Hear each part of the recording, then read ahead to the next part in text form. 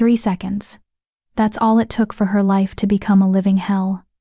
How many 3-second glances have you given that someone twisted into a reason to destroy you? Chapter 1. The Mask of Kindness.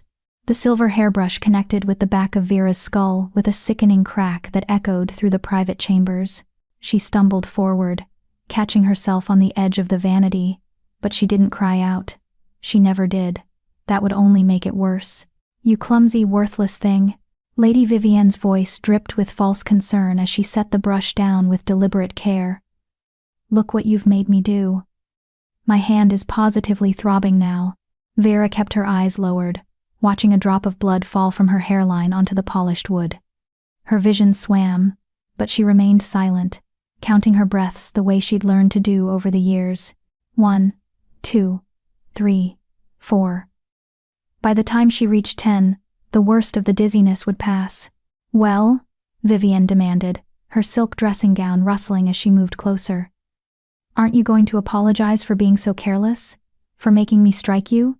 "Forgive me, my lady," Vera whispered, the words mechanical after 4 years, 9 months, and 12 days of practice.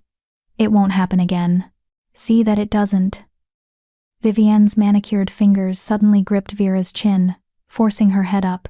The Luna's face was a perfect mask of beauty. High cheekbones, flawless skin, eyes like emeralds. She smiled, and it was the smile she wore at pack gatherings, full of warmth and grace. "Clean yourself up. You're bleeding on my carpet, and fix your hair before you serve breakfast. The Alpha has guests this morning, and I won't have you looking like something the rogues dragged in." "Yes, my lady." Vivienne's grip tightened for just a moment, her nails digging into Vera's jaw.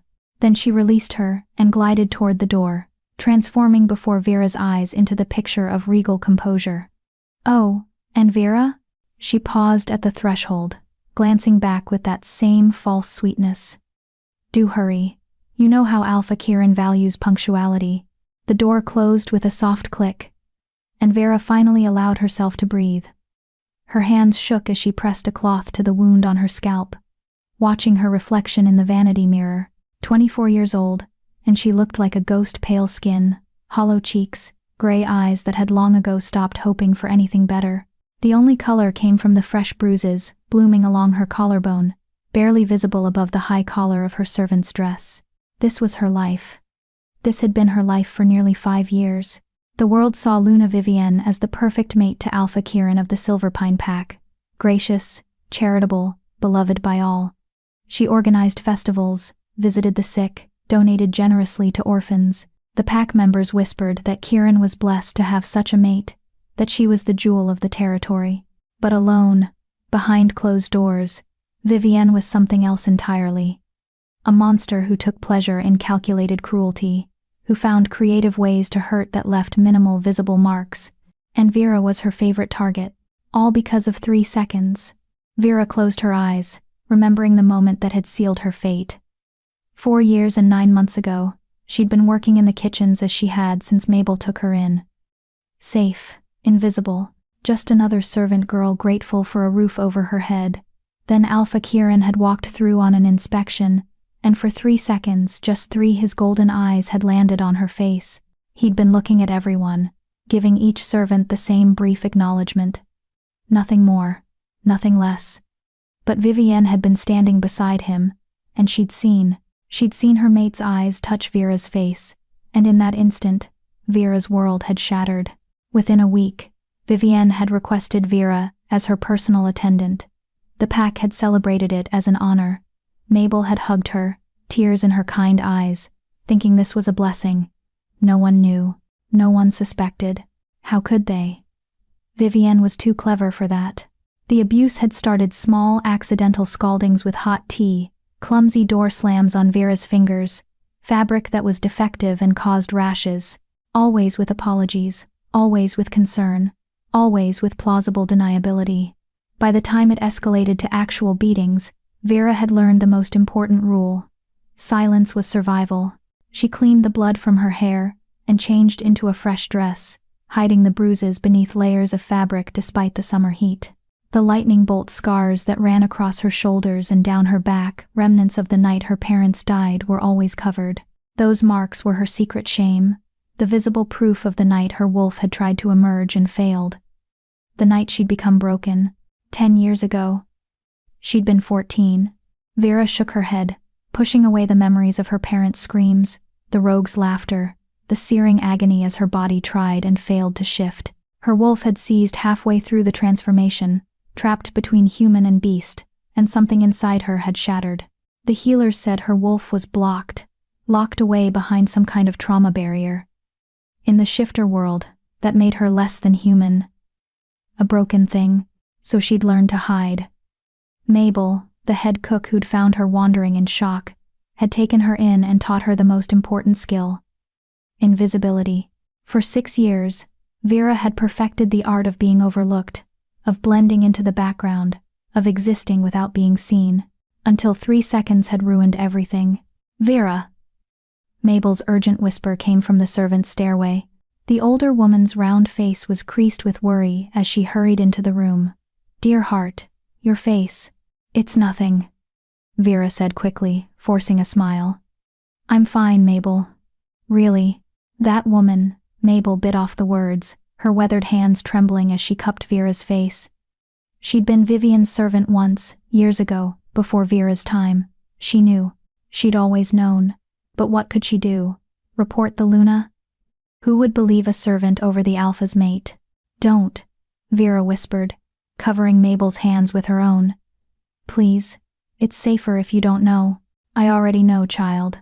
I've known for years." Mabel's eyes glistened with tears. "I just don't know how to stop it." Neither did Vera. So she simply squeezed the older woman's hands and picked up the breakfast tray, heading toward the great dining hall where Alpha Kieran would be entertaining his guests. The Silver Pine Pack House was a sprawling stone manor built into the mountainside, all soaring ceilings and ancient timber. Vera moved through the servants' corridors like a shadow, her footsteps silent on the worn flagstones. She could hear voices from the dining hall, the deep rumble of male laughter, the clink of silverware on fine china. She paused at the service entrance, arranging her face into the blank, pleasant expression she'd perfected. Then she pushed through the door into the brightness of the morning hall. Alpha Kieran sat at the head of the long table, his dark hair catching the sunlight that streamed through the tall windows. He was a large man, powerfully built, with the kind of presence that commanded attention even when he was sitting still. His second in command, Beta Thorn, sat to his right, along with several visiting alphas from neighboring territories, and beside Kieran, looking radiant in a pale blue gown, sat Luna Vivienne. Vera kept her eyes down as she entered, moving with practiced efficiency to refill water glasses and replace empty platters. She was furniture, she was air, she was nothing. "More coffee, my dear," Vivienne said sweetly, holding out her cup. As Vera took it, Vivienne's other hand shot out beneath the table, pinching the soft skin of Vera's inner arm with vicious precision. Vera's hand jerked, and hot coffee splashed over the rim, barely missing Vivienne's gown. "Oh!" Vivienne gasped, pulling back. "Careful, Vera. You nearly burned me. Forgive me, my lady," Vera whispered, mortification heating her cheeks. Every eye in the room had turned toward them. "No harm done," Vivienne said magnanimously, waving a dismissive hand. "Poor thing.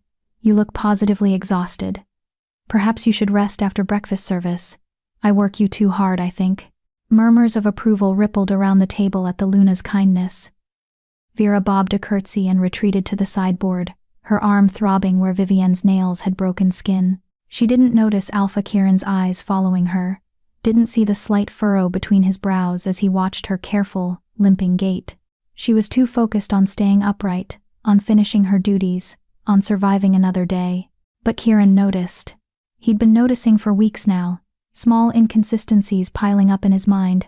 His personal attendant flinched when anyone moved too quickly near her. She never met anyone's eyes, and despite Vivienne's constant praise of her dedication, the girl looked progressively worse, thinner, paler, moving like every step caused pain. Something wasn't right. "Kieran?" Vivienne's voice was warm honey as she touched his arm. "Darling, are you all right? You seem distracted." He turned to his mate, taking in her perfect smile, her attentive gaze. 5 years of marriage, and sometimes he felt like he was living with a beautiful stranger. There was something in her eyes that never quite matched her expressions, something cold beneath the warmth, but he'd attributed it to their lack of a mate bond rare but not unheard of. Some political marriages simply weren't blessed by fate. "Fine," he said, returning his attention to his guests. "Just thinking about the Border Patrol reports." The conversation moved on, but Kieran's awareness kept returning to the gray-eyed servant girl moving silently through the room. There was something about her, something that tugged at his consciousness in a way he couldn't explain. He would have dismissed it, would have forgotten about it entirely, if not for what happened 3 hours later. Vera was carrying a basket of linens down the back staircase when her foot caught on a loose stone.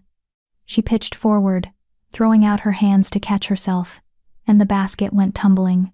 White sheets billowed through the air like ghosts as she landed hard on the stone floor, crying out despite herself as pain exploded through her shoulder. "Damn it," she whispered, pushing herself up on trembling arms. Blood seeped through her sleeve where she'd scraped against the rough wall. She needed to get up, needed to gather the linens, needed to— "Don't move." The voice froze her in place, deep, commanding, alpha. Vera's heart stopped as footsteps descended the stairs behind her. She tried to rise, tried to curtsy, but a gentle hand pressed against her uninjured shoulder, holding her still. "I said don't move. You might have broken something." Alpha Kieran crouched beside her, his gold eyes scanning her for injuries. "Let me see your arm." "It's nothing, Alpha. I'm fine. I just need to." That wasn't a request. His voice held the unmistakable weight of command, and her body obeyed before her mind could protest.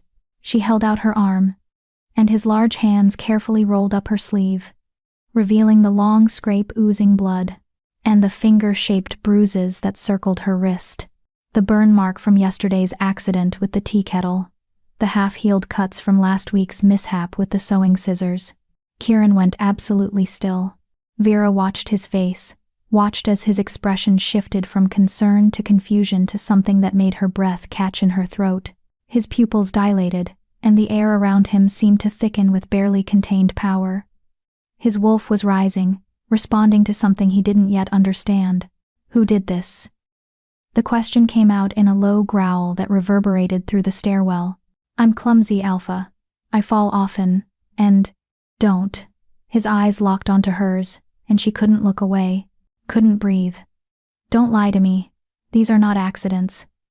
His thumb traced the edge of a burn mark with devastating gentleness. "Who did this?" Vera opened her mouth, terror and something dangerously close to hope warring in her chest. For 5 years, she'd survived by staying silent, but the way he was looking at her, the rage and protectiveness burning in his golden eyes. Maybe this time someone would listen. "Alpha Kieran," Vivian's voice rang out from the top of the stairs, saccharine and concerned. "Oh my goodness, Vera. Did you fall again? You really must be more careful, dear. Here, let me help." "Stay where you are." Kieran's voice cracked like a whip, and Vivian froze mid-step. He rose slowly, positioning himself between Vera and his mate, and something in his stance made Vera's broken wolf whimper in the depths of her consciousness. Protection. He was protecting her. "Kieran?" Vivian's perfect mask flickered for just an instant, revealing something cold and calculating beneath. "What's wrong?" "I need to speak with you," he said, each word carefully controlled. "In my study, now." "Of course, darling. But shouldn't we help poor Vera first? She's bleeding." "Thorn!" Kieran's call echoed through the manor, and within seconds, the beta appeared, his expression alert. "Take Vera to the healer. Stay with her. No one, and I mean no one, is to speak with her until I give permission. Understand?" Thorn's sharp eyes took in the scene, his Alpha's protective stance, the Luna's fixed smile, the servant girl's terrified face. "Understood, Alpha." "Kieran, really?" Vivian laughed. But there was an edge to it now. "All this fuss over a clumsy servant? You're embarrassing the poor girl." Kieran turned to face his mate fully, and even from her position on the floor, Vera could see the fury leashed beneath his skin. "My study. Now. Or I will have this conversation right here, and I promise you, Vivian, you don't want that." For one heartbeat, two, the Luna's mask slipped completely. The look she shot at Vera was pure venom. A promise of retribution. Then she smoothed her features back into gentle confusion, and nodded. Of course, my love, whatever you wish. As they walked away, Vera finally released the breath she'd been holding. Thorn helped her to her feet with surprising gentleness for such a large man, his expression carefully neutral. Come on, he said quietly. Let's get you checked out. As they walked toward the healer's quarters, Vera's mind raced. What had she done? Kieran had seen the marks, had recognized them for what they were. Would he believe her? Or would Vivienne's explanations and charm win out, as they always did? And if he did believe her, if by some miracle he actually believed her, what would Vivienne do? Vera's hand went to her throat, where bruises from yesterday's necklace accident still throbbed beneath her collar. She'd survived 5 years of torture by being silent, by enduring, by hoping for nothing. But hope was the most dangerous thing of all, because hope made you believe things could change. And in Vera's experience, they never did. Chapter 2. The Broken System. The healer's quarters smelled of herbs and clean linen, a stark contrast to the fierce sweat that clung to Vera's skin. Beta Thorn stood by the door like a sentinel, while old healer Margot examined her injuries with practiced efficiency and increasingly dark expressions. How long? Margot asked quietly, her weathered fingers gentle as they catalogued each mark. She was one of the few wolves in the pack old enough to remember Vera's parents, old enough to have treated the girl after the rogue attack that left her broken. Does it matter? Vera whispered back, watching Thorn's broad back. He was staring out the window, giving them privacy, but his enhanced hearing would catch every word. It matters to me, child. Margot's voice cracked slightly. These burns are weeks old. These bruises are in various stages of healing. This wasn't one incident. This is systematic. Vera said nothing. What could she say? That Luna Vivienne had been torturing her for 4 years. 9 months. And 12 days. That the beloved, charitable mate of their alpha was a monster behind closed doors? Who would believe it? I need to document everything, Margot said firmly, reaching for parchment and ink. Every injury, every mark. The alpha will want a full accounting. No. Vera grabbed the healer's wrist, panic flaring. Please, Margot. If she finds out I told. She already knows the alpha suspects something. The damage is done, Vera. Margot's gray eyes were sad but resolute. You might as well tell the truth now. It's your only chance. Her only chance. The words echoed in Vera's mind as Margot worked, as the sun tracked across the sky outside, as the list of injuries grew longer and longer. Chance for what? Justice? Freedom? In what world did servants get either of those things? Remove your dress, Margot instructed gently. I need to see your back. Vera's hands froze on the buttons. No, that's not necessary. The injuries are all... Girl, I was there the night your parents died. I know about the scars. I need to see if there are fresh injuries beneath them. Margot's voice softened. I'm not going to hurt you. I swear it. With trembling fingers, Vera unbuttoned her dress and let it fall to her waist. She heard Thorn's sharp intake of breath from across the room, heard his muttered curse. The lightning bolt scars that spider-webbed across her shoulders and down her spine were impossible to miss, jagged white lines that marked where her incomplete transformation had torn her apart from the inside. But beneath those old scars were new ones. Lash marks from Vivienne's riding crop, burns from heated pokers. The imprint of a belt buckle.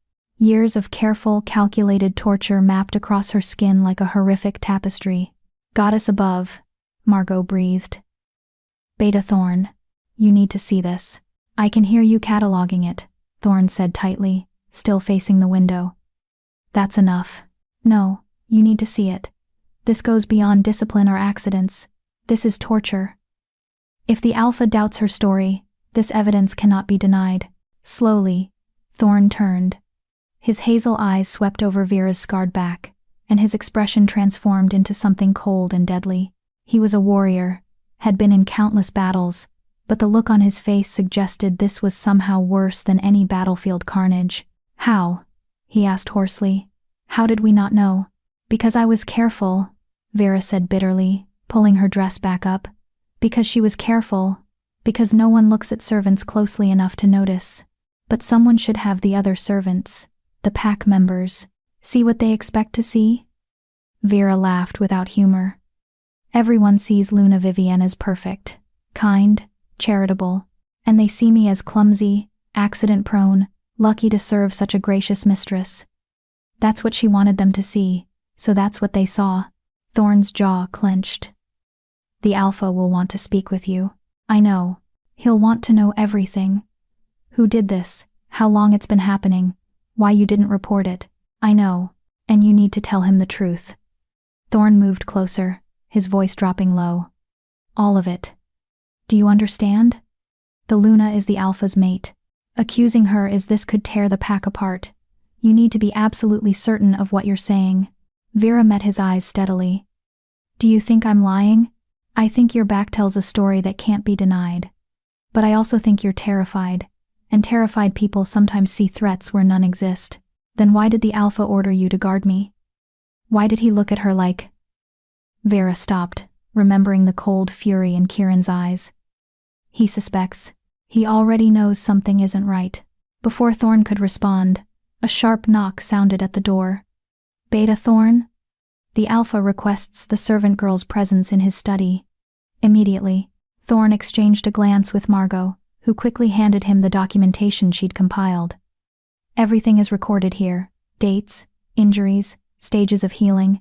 I'll testify to my findings if needed. It'll be needed, Thorne said grimly. He turned to Vera. Can you walk? She nodded, though her legs felt like water. This was it.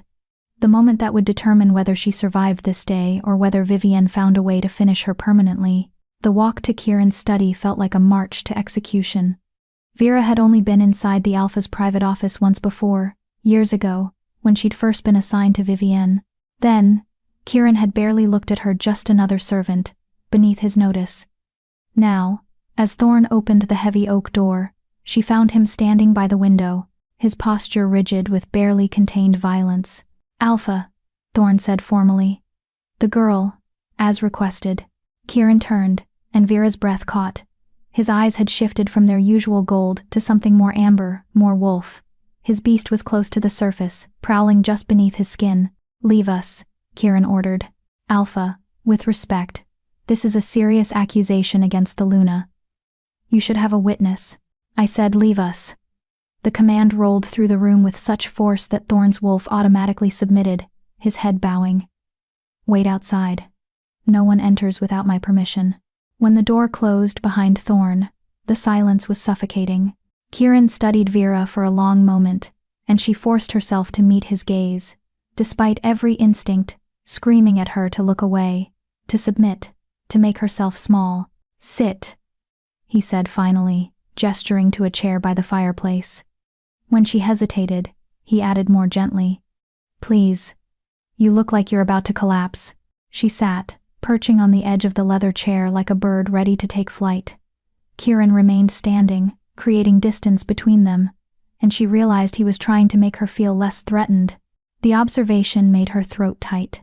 The healer's report is extensive, he said, holding up the parchment Thorne had given him. Burns, lacerations, bruises in various stages of healing, evidence of repeated trauma over an extended period. His voice was carefully controlled, but she could hear the rage simmering beneath. I'm going to ask you a question, and I need you to answer honestly. Can you do that? Vera nodded. Who did this to you? 5 years of silence. 5 years of survival through invisibility and endurance. 5 years of believing no one would care, no one would listen, no one would believe her. And yet here was the Alpha, asking. Really asking. Your mate, Vera whispered. Luna Vivienne. Kieran closed his eyes briefly, as if he'd been hoping for a different answer despite already knowing the truth. How long? 4 years, 9 months, and 12 days. Why? The question came out raw. Why would she? What did you do to provoke? He stopped himself, shaking his head. No, that's the wrong question. Nothing justifies this. Nothing. I looked at you, Vera said simply. 5 years ago, you were inspecting the kitchens. You looked at me for 3 seconds. Just a glance, the same you gave everyone else. But she saw it as a threat. 3 seconds. Kieran's voice was hollow with disbelief. 5 years of torture because I looked at you? She thought I wanted to take her place, that I was trying to seduce you or challenge her position. Vera laughed bitterly. I'm a broken shifter with no family, no status, no wolf. I couldn't challenge a rabbit, let alone a Luna. But she didn't see it that way. Broken shifter? Kieran's brow furrowed. What does that mean? Of course he wouldn't know. Why would the alpha concern himself with the details of a servant's past? Vera pulled her collar down slightly, revealing the edge of her lightning bolt scars. 10 years ago, rogues attacked my family. They killed my parents while I watched. I tried to shift for the first time to save them, but something went wrong.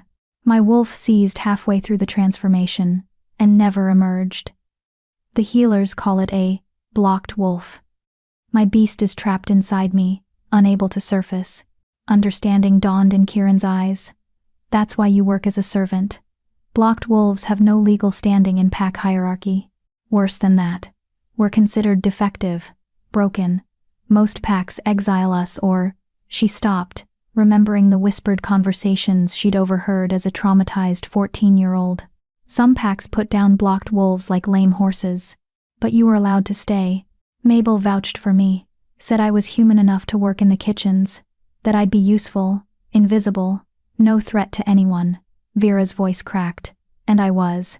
For 6 years, I was perfectly invisible. Until your wife decided I wasn't. Kieran moved to the window, staring out at the mountains beyond. I need to hear everything, every detail, from the beginning. Can you do that? So Vera told him. She told him about the first accident with the tea, the way Vivienne had apologized profusely while her eyes promised more pain. She told him about the escalation, pinches becoming hits, hits becoming beatings, beatings becoming sessions of calculated torture in the privacy of Vivienne's chambers. She told him about the threats, the isolation, the way Vivienne ensured no one would believe her by building a public reputation as a kind, concerned mistress who worried about her clumsy attendant. She told him about the riding crop, the heated pokers, the belt, about being denied food for days at a time, about the times Vivienne would burn her and then immediately call for the healer, playing the concerned lady while Vera was forced to claim she'd been careless with the stove. And she told him about yesterday, about the latest escalation.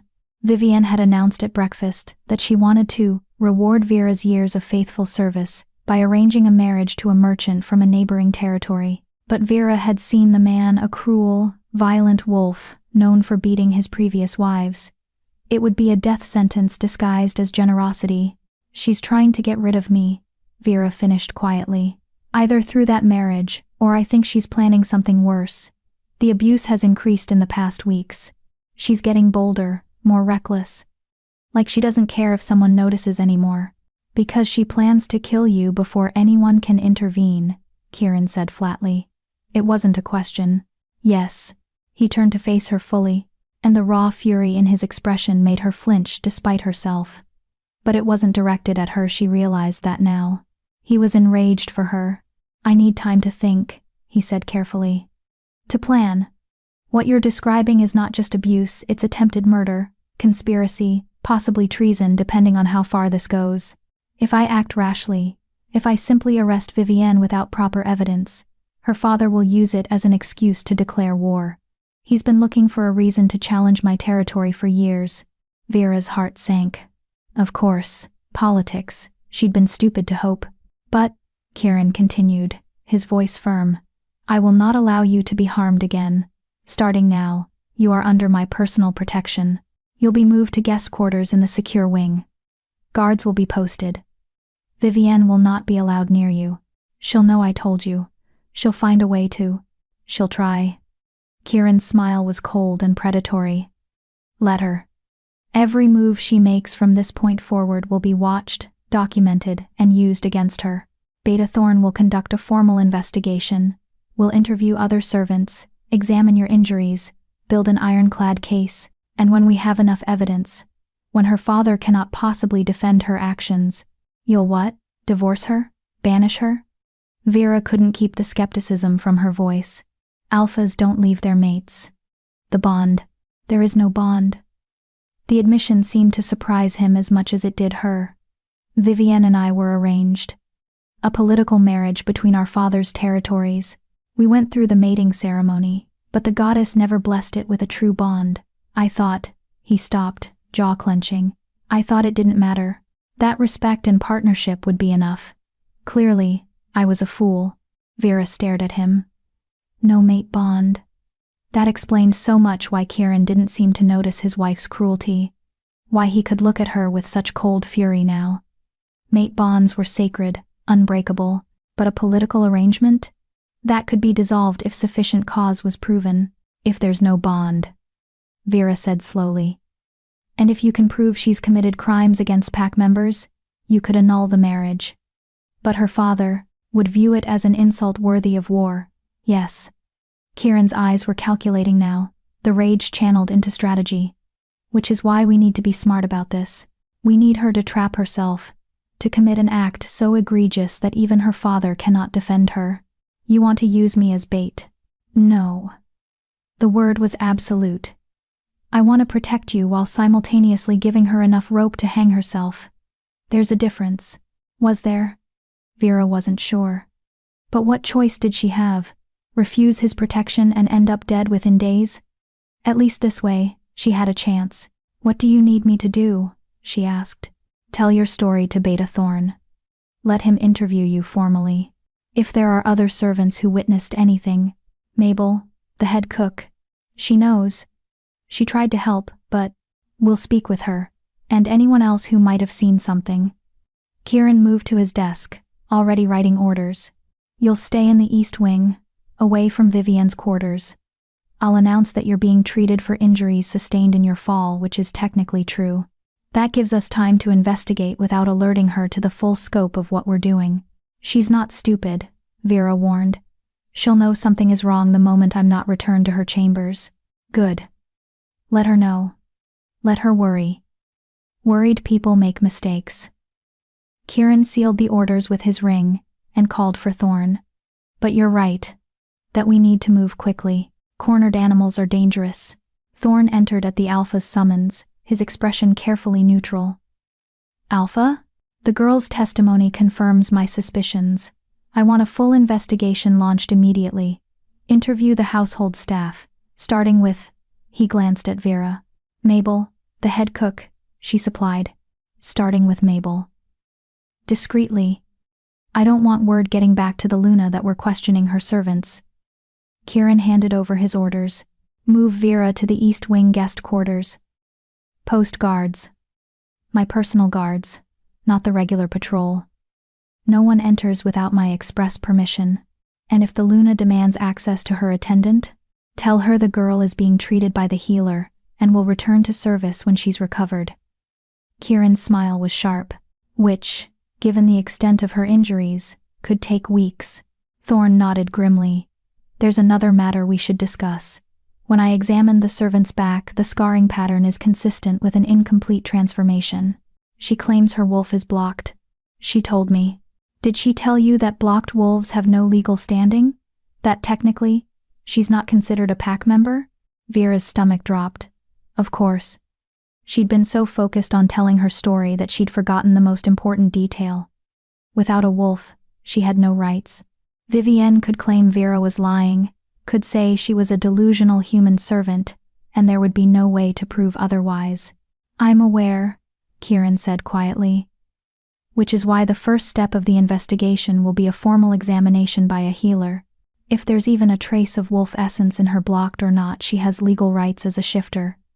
That changes everything. Vera's breath caught. A formal examination. They could test for wolf essence, could prove she wasn't fully human. It would give her legal standing, would make her testimony valid in pack law. It would also mean admitting publicly that she was broken, defective. Other packs might demand her exile or execution if they knew she carried dormant wolf blood that could potentially awaken in dangerous ways. I consent, she said before she could second-guess herself. To the examination, whatever you need to prove the truth. Kieran's expression softened slightly. It will be invasive, painful, possibly, The healer will need to search for traces of wolf essence in your blood, your bone marrow. If the block is as complete as you say, it might take hours. I've endured worse, Vera said flatly. And at least this pain serves a purpose. Something flickered in Kieran's eyes, respect, maybe, or sorrow. Thorn? Arrange for healer Margot to conduct the examination tonight. I want results by morning. Yes, Alpha. And Thorn? Kieran's voice dropped lower. If Vivian attempts to interfere with the investigation in any way, if she tries to access the girl or intimidate witnesses, I want to know immediately. Understood? Understood. After Thorn left, Kieran turned back to Vera. She stood slowly, swaying slightly, as exhaustion and pain caught up with her. His hand shot out to steady her, and she flinched instinctively. He immediately released her, holding his hands up in a placating gesture. Sorry, he said quietly. I forget after what you've been through. Touch must be. It's fine. It wasn't fine. Nothing was fine. But his touch hadn't hurt, hadn't been cruel, and that was more than she usually got. Go with Thorn. Get settled in your quarters. Eat something. Rest. Kieran's voice was gentle now. The Alpha's command softened into something almost caring. I know you're frightened. I know you have no reason to trust me. But I give you my word as Alpha of this pack you will not be harmed again. Not while I draw breath. Vera wanted to believe him. Goddess. How she wanted to believe him. But 5 years of torture had taught her that powerful people's words meant nothing. Only their actions mattered. Thank you, Alpha, she said formally, and left before the treacherous hope in her chest could grow any stronger. Subscribe if you believe survivors like Vera deserve to have their voices heard. Because staying silent is exactly what abusers count on. Drop a comment if you've ever felt invisible in your own pain. Vera's story is for every one of you who thought no one was listening. In her private chambers, Luna Vivienne paced like a caged animal, her perfect composure shattered. Kieran had ordered her away from that girl, had looked at her, his own mate, with suspicion, and barely contained fury. And now the little bitch was ensconced in guest quarters with guards posted, as if she were someone important instead of a broken servant who should have been grateful. Vivienne hadn't already killed her. Calm yourself, daughter. Lord Ravik, Vivienne's father and Alpha of the neighboring Nightshade pack, watched his daughter's tantrum with cool disapproval. He'd arrived that morning for a diplomatic visit, but really to pressure Kieran into granting territorial concessions. Getting emotional will not help matters. He knows, Vivienne hissed. Or suspects. The way he looked at me. Then you've been careless. Ravik's voice was cold. I warned you about playing with your pets too openly. She was nothing. A broken wolf, a servant. Who would care what happened to her? Apparently, your mate does. Ravik poured himself wine, unbothered by his daughter's distress. Which creates a problem. If he investigates, if he finds evidence, there is no evidence. I've been careful. Any injuries can be explained as accidents or her own clumsiness. Except now he's looking for evidence. Now he'll question servants, examine her injuries with the intention of finding proof of abuse. Ravik studied his daughter over the rim of his glass. You should have killed her months ago, as I suggested. Quick, clean, no complications. I wanted her to suffer, Vivienne snarled. She looked at him. She thought she could. She thought nothing. She was a servant doing her job. You created this problem out of jealousy and paranoia, and now you must fix it. Vivienne's hands clenched into fists. I could claim she attacked me, that she's been stealing, or plotting against the pack, or... No one will believe you. Not now, not when the Alpha is specifically protecting her. Ravik set down his glass with finality. There is only one solution. The girl must die before she can testify. Make it look like suicide guilt over false accusations, perhaps, or an escape attempt gone wrong. But she cannot be allowed to speak formally against you. He has her guarded, his personal guards. Guards can be bribed. Or distracted. Ravik smiled coldly. You are a Luna, daughter. You have resources. Use them. After her father left, Vivienne stood before her mirror, studying her reflection. Beautiful, perfect, beloved by all. She would not let some broken servant girl destroy everything she'd built. If Kieran wouldn't return the little bitch to her, Fine. She'd find another way. By tomorrow morning, Vera would be dead, and this entire unpleasant situation would be resolved. Chapter 3. Investigation Phase. Part 1. The guest quarters were more luxurious than anywhere Vera had ever slept. A 4-poster bed with silk sheets. A private bathing room with heated water. Windows that overlooked the mountain valleys instead of the servants' courtyard. It felt like a cage made of velvet, beautiful, suffocating, and temporary. She stood by the window as the sun set, watching torchlights flicker to life across the packhouse grounds. 2 guards flanked her door, Kieran's personal sentries, massive wolves who'd served him since before his marriage. They'd nodded respectfully when Thorne delivered her, as if she were someone worth acknowledging instead of a broken servant. Everything is changing too fast. A knock at the door made her jump. One of the guards opened it after a brief exchange, and Mabel hurried in, carrying a tray laden with food. The older woman's eyes were red-rimmed, her face drawn with worry. "Oh, child," Mabel breathed, setting down the tray and pulling Vera into a fierce embrace. "When Beta Thorne came to question me, when he told me you'd finally spoken up, I didn't know whether to be relieved or terrified." "Both," Vera said, returning the hug with trembling arms. "I'm both." They sat together on the bed, and Mabel insisted Vera eat while she talked. The food was rich, roasted chicken, fresh bread, vegetables and butter, the kind of meal served to pack members, not servants.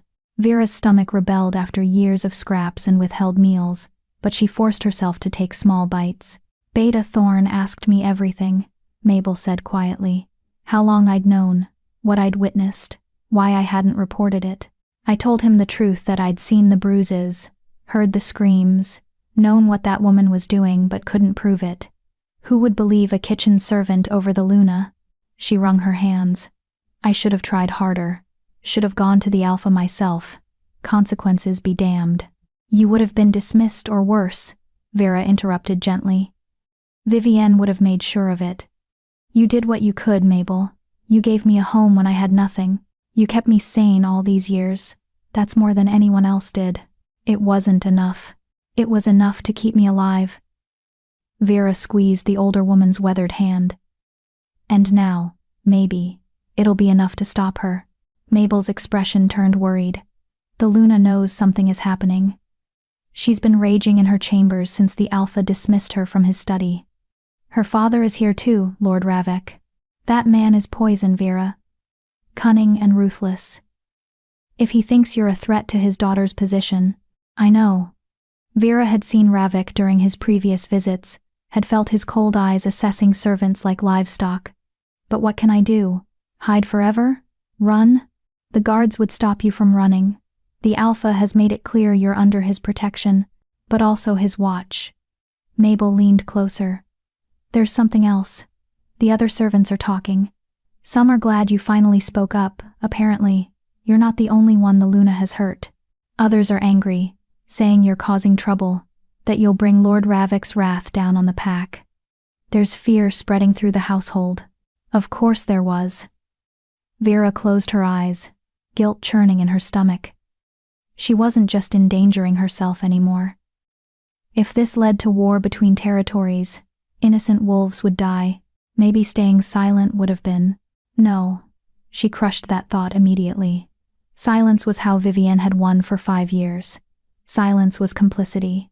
"Let them talk," Vera said, trying to sound braver than she felt.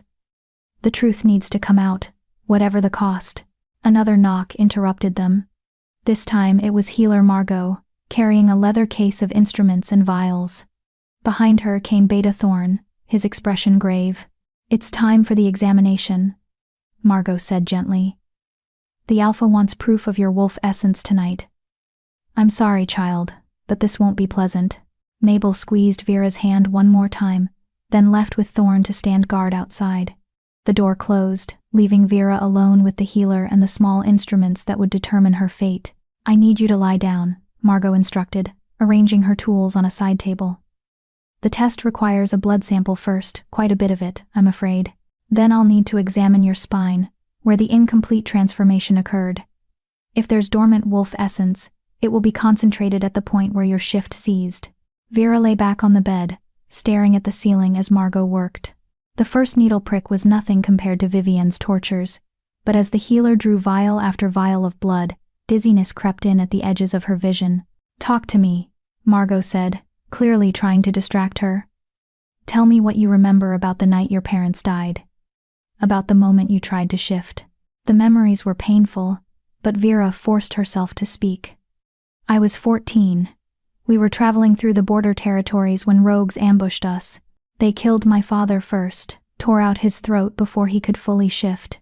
My mother tried to run with me, but they caught her, pinned her down while I watched." Margot's hands were steady as she switched to a new vial, but her expression was sorrowful. "Go on." Something in me snapped. Rage or terror or both. My wolf rose for the first time. I felt her clawing to the surface, felt my bones starting to break and reshape. But then, Vera's voice cracked. Then it just stopped, like hitting a wall. My body was halfway between forms, and it hurt. Everything hurt. I screamed until I passed out, and when I woke up, my parents were dead and I was back in human form, but my wolf never emerged again. She's still there. I can feel her sometimes, but she can't surface. "Trauma-induced block," Margot murmured. "Rare but documented. Your mind shut down the transformation to protect you from the emotional overload. But the wolf essence remains, it has to, or you wouldn't have been able to start shifting at all." She set aside the blood vials and moved to examine Vera's back. "This will hurt. I need to probe the nerve centers along your spine where the shift originated." She wasn't lying. As Margot's fingers pressed against specific points along Vera's spine, pain exploded through her nervous system.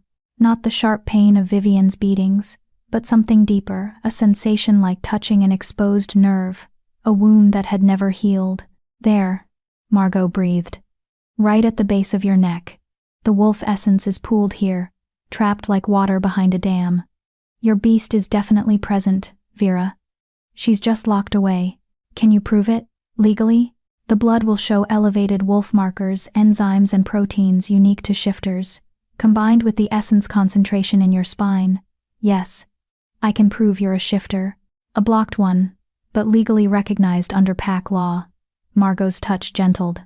"This changes everything. You have rights now. Your testimony carries weight." Relief and fear warred in Vera's chest. Rights meant protection, but they also meant she was now a legitimate threat to Vivienne. The Luna couldn't dismiss her as a crazy human servant anymore, which meant Vivienne would be even more desperate to silence her. "How long until you have the blood results?" Vera asked. "I'll work through the night. The Alpha wants confirmation by dawn." Margot began packing her instruments. "Try to rest, child. You'll need your strength for what comes next." After the healer left, Vera tried to follow her advice. She bathed in the heated water, washing away years of grime and blood, and changed into the clean nightgown that had been provided. The bed was too soft, the room too quiet, but eventually, exhaustion dragged her under. She dreamed of lightning and screams, of her mother's face frozen in terror, of Vivienne's cold smile as she pressed a heated poker against skin. She dreamed of golden eyes watching her fall, and a voice promising protection that came 10 years too late. She woke to screaming. Her own screaming, she realized as she bolted upright, her throat raw, sweat soaked through her nightgown, and her hands shook as she tried to orient herself. Guest quarters, safe, guarded. The door burst open, and both guards rushed in with weapons drawn. Behind them came Beta Thorn, his expression alert and dangerous. "What happened?" he demanded, scanning the room for threats. "Nightmare," Vera managed, mortified. "I'm sorry. I didn't mean to." "Nothing to apologize for." Thorn dismissed the guards with a gesture, though they remained just outside the doorway. He moved to the window, checking the locks and peering out into the darkness. "Given what you've endured, nightmares are expected." Vera wrapped her arms around herself, trying to stop shaking. "What time is it?" 3 hours past midnight. Most of the pack house is asleep. Thorn turned back to her, his scarred face thoughtful. "Can't sleep yourself? Every time I close my eyes, I see." She stopped, not wanting to voice the horrors that played behind her eyelids. "It's fine. I'll be fine. You're not fine, and that's understandable." Thorn pulled a chair closer to the bed and sat, careful to maintain a respectful distance. The Alpha asked me to check on you periodically. He's concerned. He doesn't need to be. I'm just a servant who— You're a pack member who was tortured for 5 years while we all failed to notice. The Alpha takes that personally. Thorn's expression was grim. As do I. I should have seen the signs. Should have questioned why you flinched. Why you grew thinner and paler. Why you moved like every step caused pain. Instead, I believed the Luna's explanations. That makes me complicit. You didn't know. Ignorance isn't innocence. Not for a beta. It's my job to know what happens in this pack. To protect the vulnerable. I failed. He leaned forward, his hazel eyes intense. But I won't fail again. The investigation is moving forward. I've interviewed 12 servants so far, and a pattern is emerging. Despite her exhaustion, Vera found herself leaning forward. What kind of pattern? You're not the first. 3 other servants who worked closely with the Luna have similar stories. Sudden accidents, mysterious injuries, requests for reassignment that were denied. 2 of them left the pack entirely, citing family emergencies. But when I sent messengers to track them down, I discovered something interesting. Thorn's smile was cold. They didn't go to family. They went to sanctuary territories, places that offer protection to abused pack members. Sanctuary territories? Vera had never heard of such things. Not widely known, especially not among common pack members, but some alphas maintain safe houses for wolves escaping abuse or persecution. It's a, shall we say, unofficial network. Thorn pulled out a small notebook. I've sent formal requests for testimony from these former servants. If they're willing to come forward, their stories combined with yours create an undeniable pattern of systematic abuse. Hope flickered in Vera's chest. But will they come back? If they escaped, why would they risk? Because the Alpha has promised them protection and formal recognition of their suffering. Because seeing justice done might help them heal. Thorn's voice softened slightly.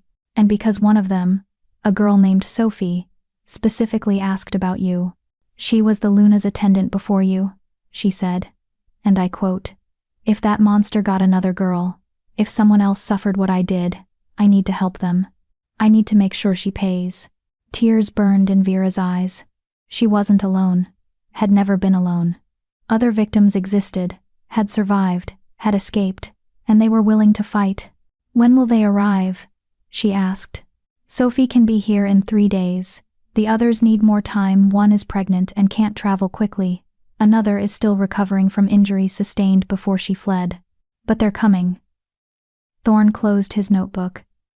In the meantime, I'm building a case around physical evidence and witness testimony from current pack members. Several servants have admitted to seeing suspicious injuries on you, hearing screams from the Luna's chambers, noticing the way she isolated you from others. Will it be enough? Combined with Margot's medical documentation and the testimony of former victims? Yes. It will be enough to bring formal charges. Thorn's expression turned serious. But there's a complication. Lord Ravec has formally requested a council meeting to discuss slanderous accusations against his daughter. He's positioning this as a political attack rather than a legitimate investigation. Vera's stomach dropped. He'll claim I'm lying to create trouble between territories. Exactly. Which is why the Alpha is insisting on the wolf essence test results. If Margot can prove you're legally a shifter, Lord Ravec can't dismiss you as a delusional human servant. Your testimony becomes legally binding. Thorn stood, moving back toward the door. The council meets in 2 days. Can you face them? Can you stand before the pack elders, Lord Ravec, and the Luna herself, and tell your story? Could she? The thought of facing Vivienne again, of speaking openly about the abuse while her tormentor stared at her, made Vera want to vomit. But what choice did she have? Yes, she said, surprised by how steady her voice sounded. I can face them. Good, because the Alpha is betting everything on this. If the council rules in the Luna's favor, if they decide you're lying or exaggerating, she'll walk free.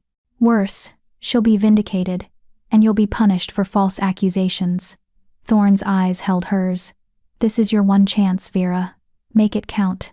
After he left, Vera lay back down, but sleep wouldn't come. 2 days until the council meeting. 2 days to prepare herself for the most terrifying moment of her life. She pressed a hand to her chest, feeling for the presence of her blocked wolf. "Are you there?" she thought desperately. "Can you hear me? I need your strength. I can't do this alone." For a moment, nothing. Then so faint she almost missed it. A flicker of response. Not words, not even clear emotion. Just a sense of presence. Her wolf was listening, even if she couldn't surface. "We survived 5 years of hell," Vera thought fiercely. "We can survive 2 more days." Dawn came too quickly. Vera had just drifted back to sleep when another knock pulled her awake. This time it was a servant girl she vaguely recognized, carrying a breakfast tray and looking nervous. "The Alpha requests your presence in his study after you eat," the girl said quietly. Healer Margot has finished her analysis. The moment of truth. Vera forced down toast and tea, her stomach churning, then dressed in the simple but clean clothes that had been provided. No more servant's uniform, these were the kind of practical garments a lower-ranked pack member might wear. Another symbol of her changing status.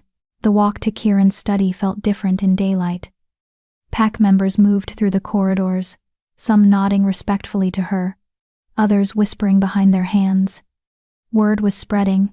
The servant who'd accused the Luna, the girl the Alpha was protecting, she was no longer invisible. Kieran's study was crowded when she entered. The Alpha stood behind his desk, flanked by Thorn on one side and Margot on the other. Several elders were present too, the council members who would ultimately decide her fate. And in the corner, looking polished and composed, stood Luna Vivienne with her father beside her. Vera's steps faltered. No one had told her Vivienne would be here. "Ah, Vera." Kieran's voice was carefully neutral, giving nothing away. "Please, come in. We're just reviewing Healer Margot's findings." Vivienne's green eyes locked onto Vera's, and her smile was poisonous. But she said nothing, simply stood there radiating false concern while her father watched with cold calculation. "The blood results are conclusive," Margot announced, holding up several vials. "Elevated wolf enzyme markers, specifically alpha wolf protein sequences. This young woman is definitely a shifter, albeit one with a severely blocked transformation ability." She moved to an anatomical diagram pinned to the wall. The essence concentration in her spine confirms that her wolf is present but trapped. This is consistent with trauma-induced blocking, exactly as she described. One of the elders, a gray-bearded wolf named Aldrich, leaned forward. "So, she has legal standing as a pack member?" "Under the law, yes. A blocked wolf is still a wolf. She has the same rights as any shifter in this territory." "How convenient," Lord Ravik said smoothly, "that this evidence emerges now, just as my daughter faces baseless accusations. Tell me, Healer, how difficult would it be to falsify such test results?" Margot's spine stiffened. "Are you accusing me of fraud, Lord Ravik?" "I'm suggesting that a servant girl with everything to gain from claiming shifter status might find assistance in manufacturing evidence." "My reputation spans 40 years, Margot snapped. "I have no reason to lie, and every reason to maintain my professional integrity. These results are genuine." Quote, "Then explain this." Vivienne spoke for the first time, her voice sweet and sad. "If this girl is truly a shifter who's been in my service for 5 years, why did she never mention her status before? Why hide her nature if it would grant her legal protections?" The question hit like a blade. Several elders nodded, clearly finding it suspicious. "Because..." Vera's voice came out too quiet. She cleared her throat and tried again. "Because blocked wolves are often treated worse than humans. We're considered defective, dangerous. Some packs execute blocked shifters to prevent potential wild transformations. I hid my nature to survive." "How tragic," Vivienne said, her eyes glittering. "And yet, despite this fear, despite years of supposedly hiding, you suddenly reveal your status now? When it benefits your accusations against me? The timing is remarkably convenient." "The timing," Kieran cut in coldly, "is because I ordered a formal investigation after witnessing evidence of abuse. The test results simply confirm what we suspected, that Vera has legal standing to bring formal charges." Charges based on what? Ravek demanded. The word of a servant with obvious mental instability? Look at her, she can barely stand without trembling. This is clearly a disturbed individual, making wild accusations. Her back tells a different story. Thorn's voice was hard as stone.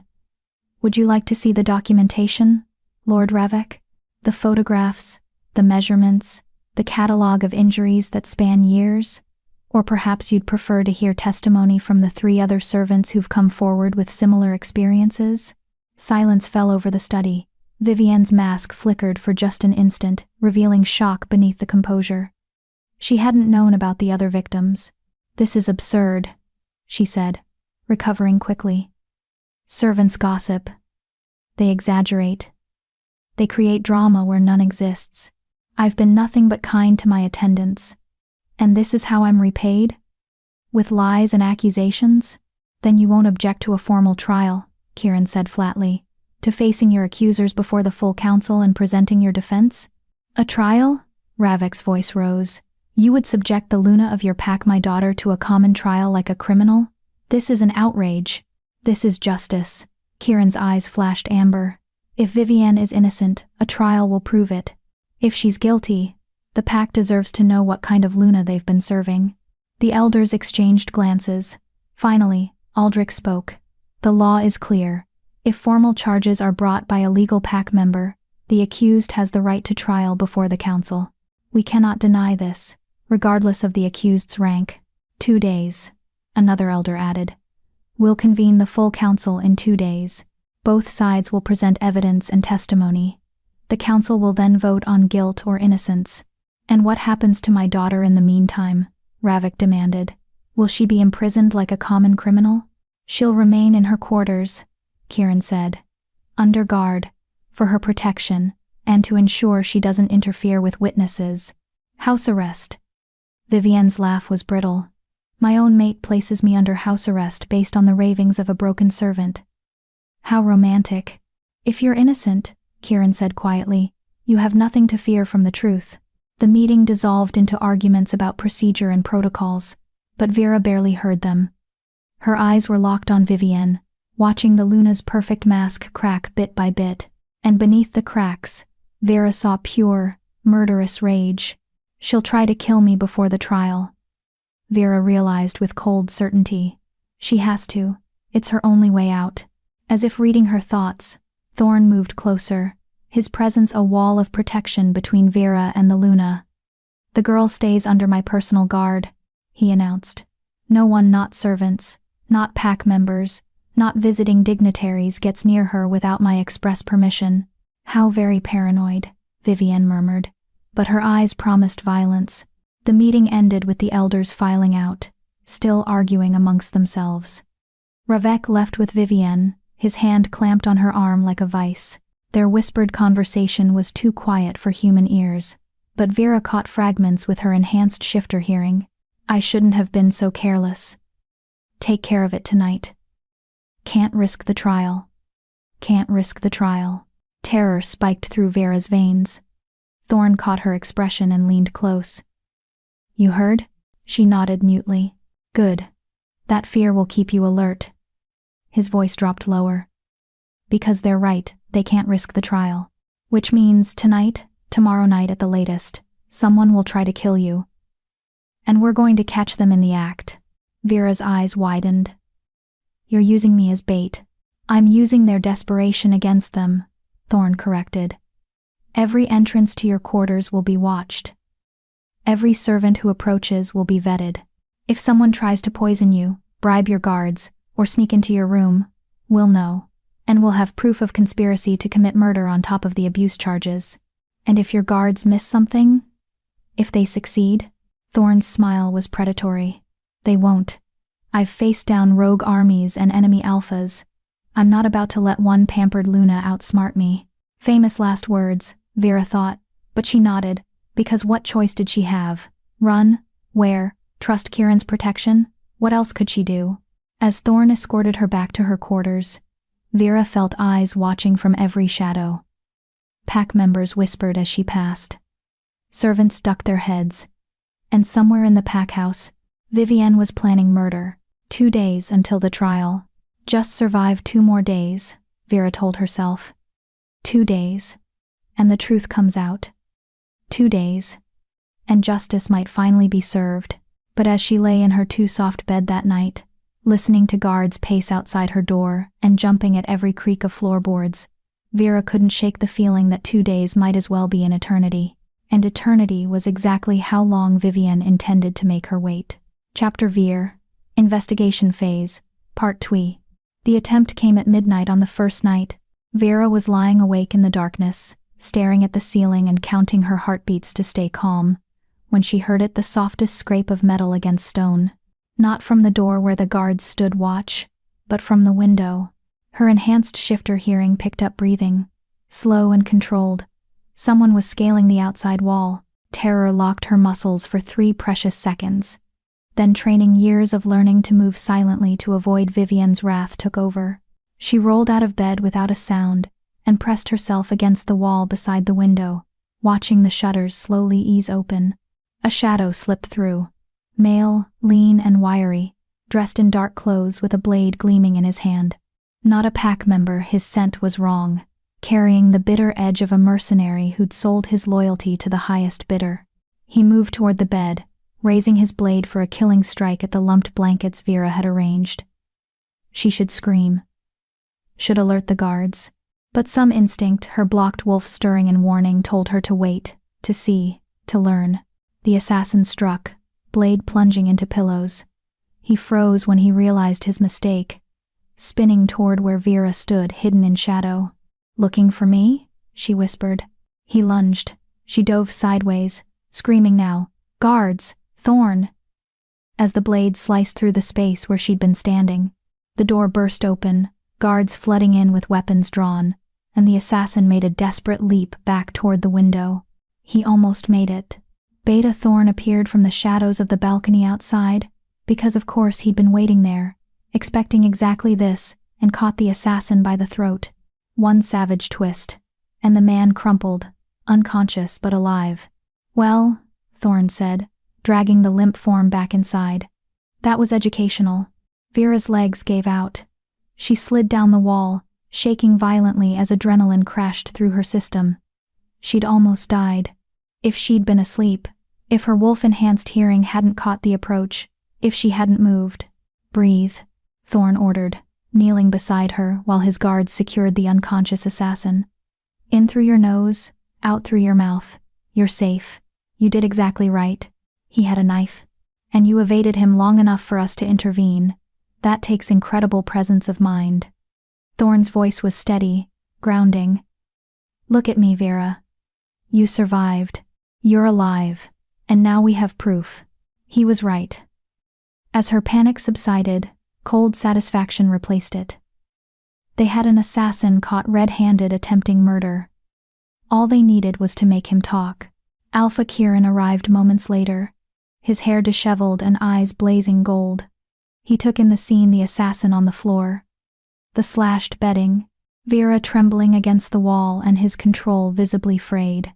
"Who sent you?" he demanded, crouching before the now-stirring assassin. "Who paid for this?" The mercenary spat blood, his expression defiant. "Go to hell, Alpha. I don't talk." "Really?" Kieran's smile was terrifying. "Because I think you will.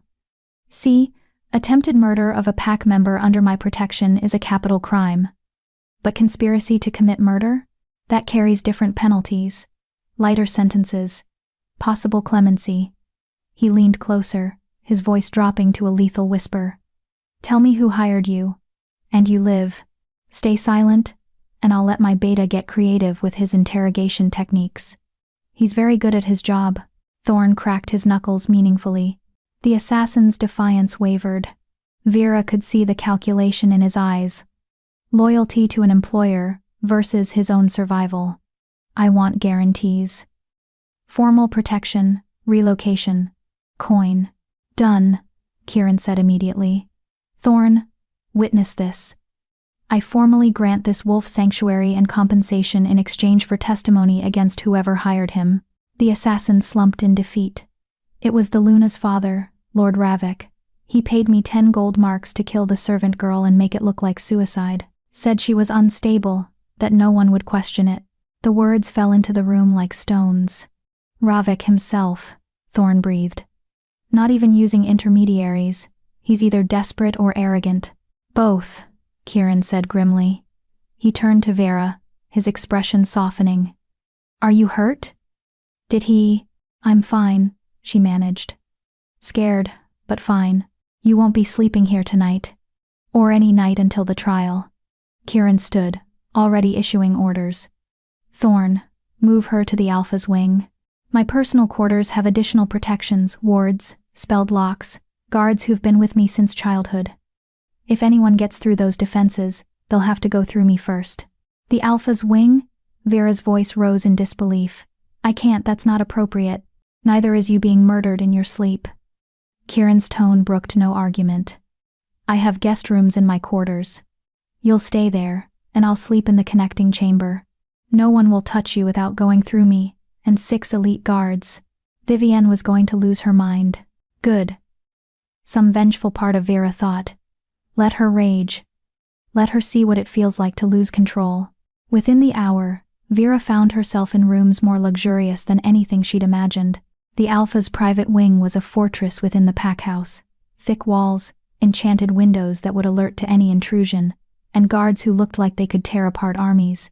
The guest chamber she'd been given, connected to Kieran's personal bedroom through a shared sitting room.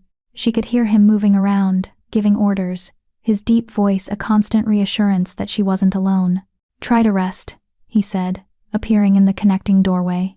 He'd changed into sleeping clothes, simple pants, and a loose shirt that did nothing to hide his powerful build. I know that's probably impossible after tonight, but try. Tomorrow will be difficult. Tomorrow? Vera was so exhausted she'd lost track of time. Sophie arrives tomorrow. The former attendant who escaped Vivienne before you. Thorn wants you to meet with her, to coordinate your testimonies. Kieran's expression was troubled. Are you ready for that? Hearing someone else's story. Knowing you weren't the only one? Was she? Vera wasn't sure. Part of her desperately wanted to meet another survivor, to know she wasn't alone. But another part feared what horrors Sophie might reveal, what shared nightmares they'd have to relive. I need to be ready, she said finally. This isn't just about me anymore. It's about every servant Vivienne hurt, every future victim we can prevent. Something flickered in Kieran's eyes, respect, maybe, or admiration. You're stronger than you know. Most wolves would have broken under what you endured. I did break, multiple times. Vera touched her shoulder, where the lightning bolt scars lay hidden beneath her nightgown. I'm just good at pretending I didn't. That's not breaking. That's surviving. Kieran moved closer, but stopped a careful distance away, respecting her space. For what it's worth. I'm sorry. Sorry I didn't see, didn't notice, didn't protect you sooner. You were right in front of me for years, and I was too blind to. You didn't know me. I was invisible by design. That's not your fault. I'm the Alpha. It's my job to know, to protect. His hands clenched into fists. When I saw those marks on your arms in the stairwell, when I realized what had been happening under my own roof. He stopped, breathing hard. I wanted to kill her. My own mate. I've never felt rage like that before. The confession hung between them, heavy with implications. Vera studied his face, the strong jaw, the gold eyes that could shift from gentle to lethal in heartbeats, the protective fury that radiated from him even now. Why do you care? She asked quietly. I'm just a servant. A broken shifter who should mean nothing to an Alpha. You're not just anything. Kieran's voice was rough. You're a pack member who suffered because I failed in my duty. And you're... He stopped abruptly, shaking his head. Get some rest. We'll talk more tomorrow. He retreated to his room before she could ask what he'd been about to say. Vera lay in the massive guest bed, staring at the connecting door, and wondering about the Alpha who'd upended his entire household to protect her. Don't get attached, she warned herself. He's doing his duty. That's all. Don't mistake protection for anything deeper. But as she finally drifted toward sleep, she could have sworn she felt eyes watching over her, not with malice, but with fierce, protective warmth. Sophie arrived just after dawn, and Vera knew immediately that they were kindred spirits. The young woman was perhaps 22, with auburn hair and brown eyes that held the same haunted wariness Vera recognized in her own mirror. She moved carefully, as if expecting attack from any direction, and flinched when a servant closed a door too loudly. They met in a small private study under Thorne's supervision. For a long moment, they simply stared at each other, two survivors seeing their own trauma reflected back. "Your hair," Sophie said finally. "You cut it short after she grabbed you by it too many times, didn't you?" Vera touched her choppy, shoulder-length hair self-consciously. "How did you—" "Because I did the same thing. Sheared it off myself after she used it to drag me across her chambers." Sophie's smile was bitter. "She made me grow it back. Said I looked like a peasant. Then she used hot wax to rip it out, strand by strand when she was angry." The casual horror in her voice made Vera's stomach turn. "When did you escape?" 6 years ago. I was her attendant for 10 months before I couldn't take it anymore. I tried to report her to the beta, the old one, before Thorne took the position, but he dismissed me. Said I was being dramatic, that the Luna was a saint, and I should be grateful for her attention." Sophie's hands trembled as she accepted tea from a servant. "That night, she beat me so badly I couldn't walk for 3 days. When I recovered enough to move, I ran. Didn't even pack, just ran." "Where did you go?" "Sanctuary territory in the Northlands. Alpha Rowan runs a safe house for abused wolves. He took me in, no questions asked, and gave me protection while I healed." Sophie's expression softened slightly. "He's good people. When Beta Thorne sent word about what was happening here, about another girl suffering what I did, Rowan himself told me I should come testify. Said it was time someone held that bitch accountable." "Can you testify?" Thorne asked from where he sat taking notes. "Can you stand before the council and tell them what she did?" "I can. I will." Sophie turned to Vera, reaching across the table to grip her hand. "We're going to bury her. Together. Every scar, every burn, every moment of torture, we're going to lay it all out for the pack to see, and they won't be able to ignore it. Not when there's 2 of us. Not when the evidence is so damning." Vera squeezed back, tears burning her eyes. "Thank you. For coming back. For risking." "No risk. I'm under formal Alpha protection now. If anything happens to me, it's an act of war against the Northlands pack." Sophie's smile turned sharp. "Ravik might be willing to attack Silverpine's Alpha, but he won't dare provoke Rowan. That psychotic wolf once killed 15 rogues single-handedly to protect an abused servant. He doesn't play games when it comes to justice." They spent the next 3 hours coordinating their testimonies. The stories were sickeningly similar. The false kindness in public, the calculated cruelty in private, the beatings that left minimal visible marks, the psychological torture designed to break them completely. "She has a favorite game," Sophie said, her voice hollow. "She'd hurt you, then force you to thank her for the lesson. If you didn't sound grateful enough, she'd hurt you worse. I know that game." Vera's throat tightened. "She made me thank her for burning my hand with a candle. Said she was teaching me to be more careful around fire. She told me she was correcting my flaws when she broke 2 of my fingers for serving tea at the wrong temperature." Sophie's laugh was broken. "Goddess, I hate her. I've spent 6 years trying to heal, trying to forgive, trying to be better than her. But right now, in this moment, I just hate her." "That's okay," Vera said softly. "Hate keeps you alive sometimes." Thorne had stopped writing, his expression dark. "The council needs to hear this. All of it. The pattern, the methodology, the way she weaponized her position." He looked between them. "Are you both prepared for what happens at trial? Because Vivienne will try to destroy you on that stand. She'll call you liars, claim you're conspiring for coin or revenge, suggest you're mentally unstable. Let her try." Sophie's voice was steel. "I've got medical records from the sanctuary. Documented injuries, healer reports, witness statements from the pack that took me in, and I'm not some broken servant girl anymore. I'm a recognized member of the Northlands pack with full legal standing. My word carries weight, and I have Margot's documentation," Vera added. plus the testimony of current servants who witnessed the abuse, plus an assassin who admitted Ravik hired him to kill me. That's not conspiracy, that's pattern of behavior. Thorn nodded slowly. It's strong, but Lord Ravik is cunning. He'll find angles to attack. Be ready for anything. The rest of the day was spent in preparation.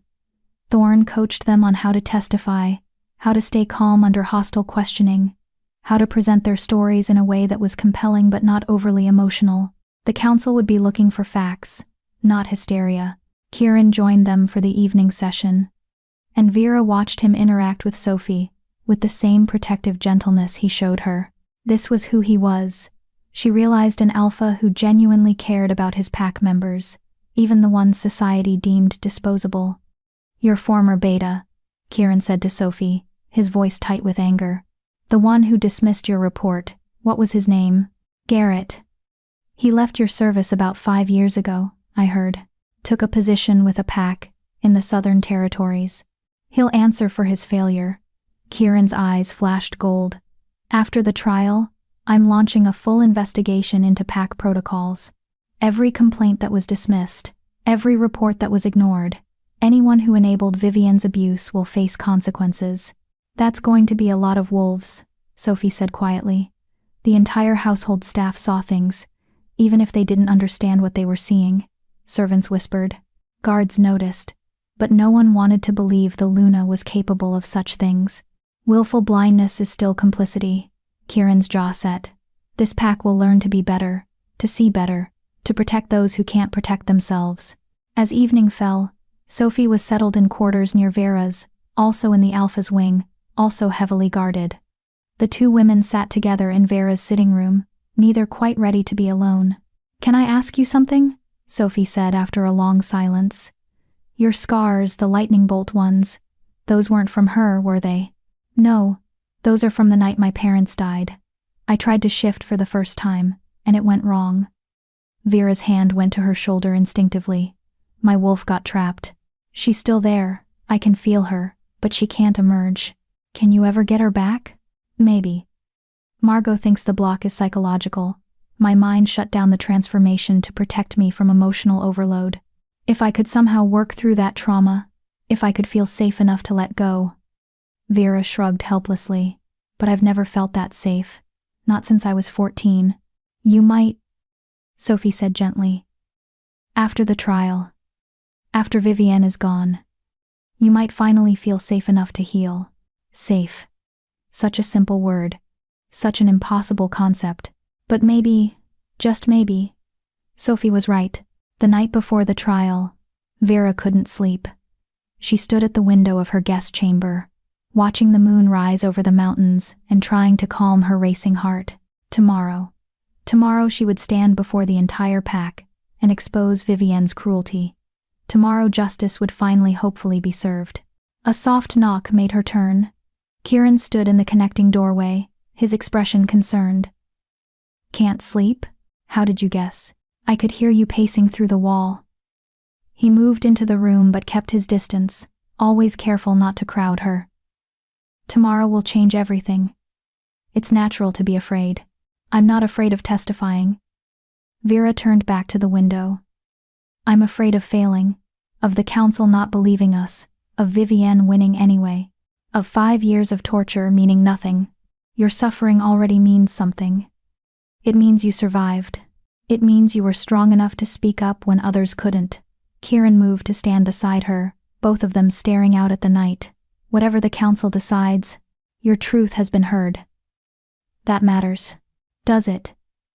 If she walks free, if she gets to hurt someone else, what good did speaking up do? She won't walk free. I'll make sure of it. There was absolute certainty in Kieran's voice. Even if the council somehow fails, even if politics override justice, I'll find a way.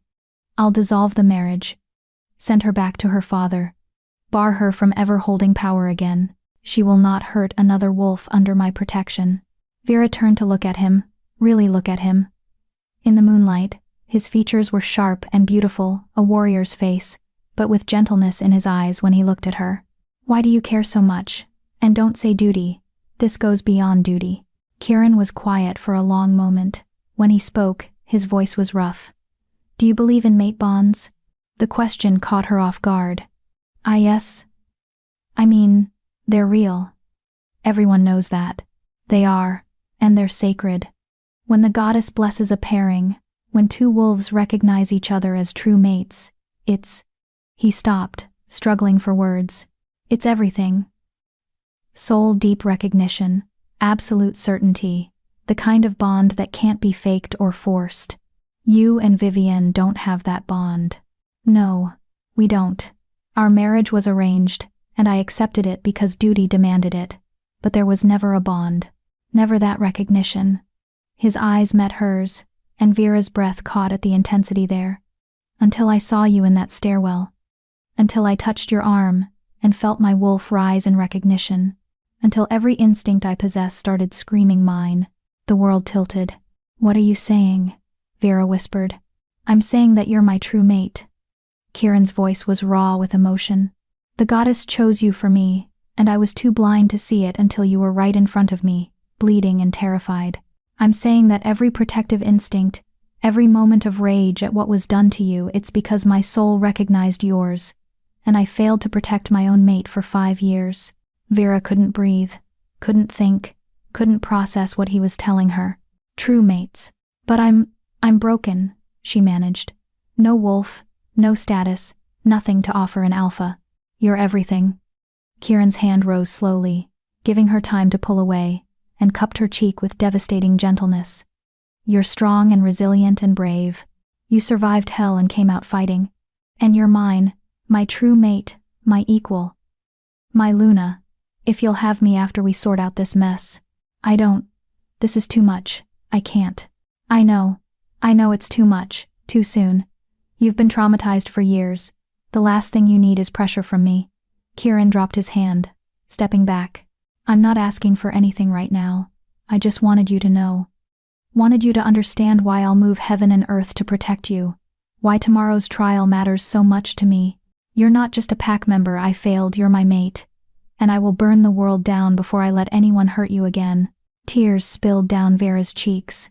She didn't know if they were from fear or relief, or desperate, fragile hope. If we're mates, if the bond is real, why can't I feel it? Because your wolf is blocked. Mate bonds require both wolves to recognize each other. Until your beast can surface, until she can meet mine, the bond won't complete. Kieran's expression was tender. But I can wait. I'll wait as long as it takes for you to heal, for your wolf to emerge, for you to feel safe enough to trust me. Years, if necessary. I've already wasted 5 years being blind. I won't waste another moment. Vera's mind reeled. This morning she'd been a tortured servant with no future. Now she was allegedly the true mate of an alpha, with legal standing and guards and people fighting for her justice. It was too much, too fast, too impossible. I need time, she whispered, to process this, to take all the time you need. Kieran moved back toward the connecting door. For now, just focus on tomorrow. On getting through the trial, the rest. He smiled, and it was full of warmth and promise. The rest can wait. After he left, Vera collapsed onto her bed, her mind spinning. True mates. Her hand pressed against her chest, feeling for her blocked wolf. Did you know? She asked silently. Is that why you've been stirring lately? Because you recognized him? The response was stronger this time, not words, but emotion. Recognition. Longing. A desperate need to surface, to complete the bond, to claim their mate. But the block held firm, built from 10 years of trauma and survival. Breaking it would require feeling safe, feeling whole, feeling like she deserved something good. Tomorrow's trial would determine if that was even possible. Vera closed her eyes and tried to rest. Chapter 5. Relationship Development. The council chamber was built like an arena, a circular room with seats rising in tiers, allowing the entire pack to witness important proceedings. Every seat was filled. Wolves pressed shoulder to shoulder, their collective tension making the air thick and electric. Vera stood in the center of the chamber, feeling hundreds of eyes on her. The council of elders sat in the highest tier, 7 ancient wolves, whose word was law. Below them, Pack members of every rank crowded together, desperate to witness this historic moment. And directly across from her, flanked by her father and a team of advisors, stood Luna Vivienne. She looked perfect, as always, hair immaculately styled, gown flowing and elegant, face arranged in an expression of wounded dignity. The mask was flawless, but Vera had seen beneath it, and today, everyone else would too. Alpha Kirin presided from a raised platform to the council's right, maintaining the appearance of impartiality even though Vera could feel his protective gaze on her constantly. Beta Thorn stood ready to present evidence. And beside Vera, equally nervous but determined, stood Sophie. Elder Aldrich called the chamber to order. We are gathered to hear formal charges brought by Pack members Vera Thorn and Sophie Clearwater against Luna Vivienne Ravek.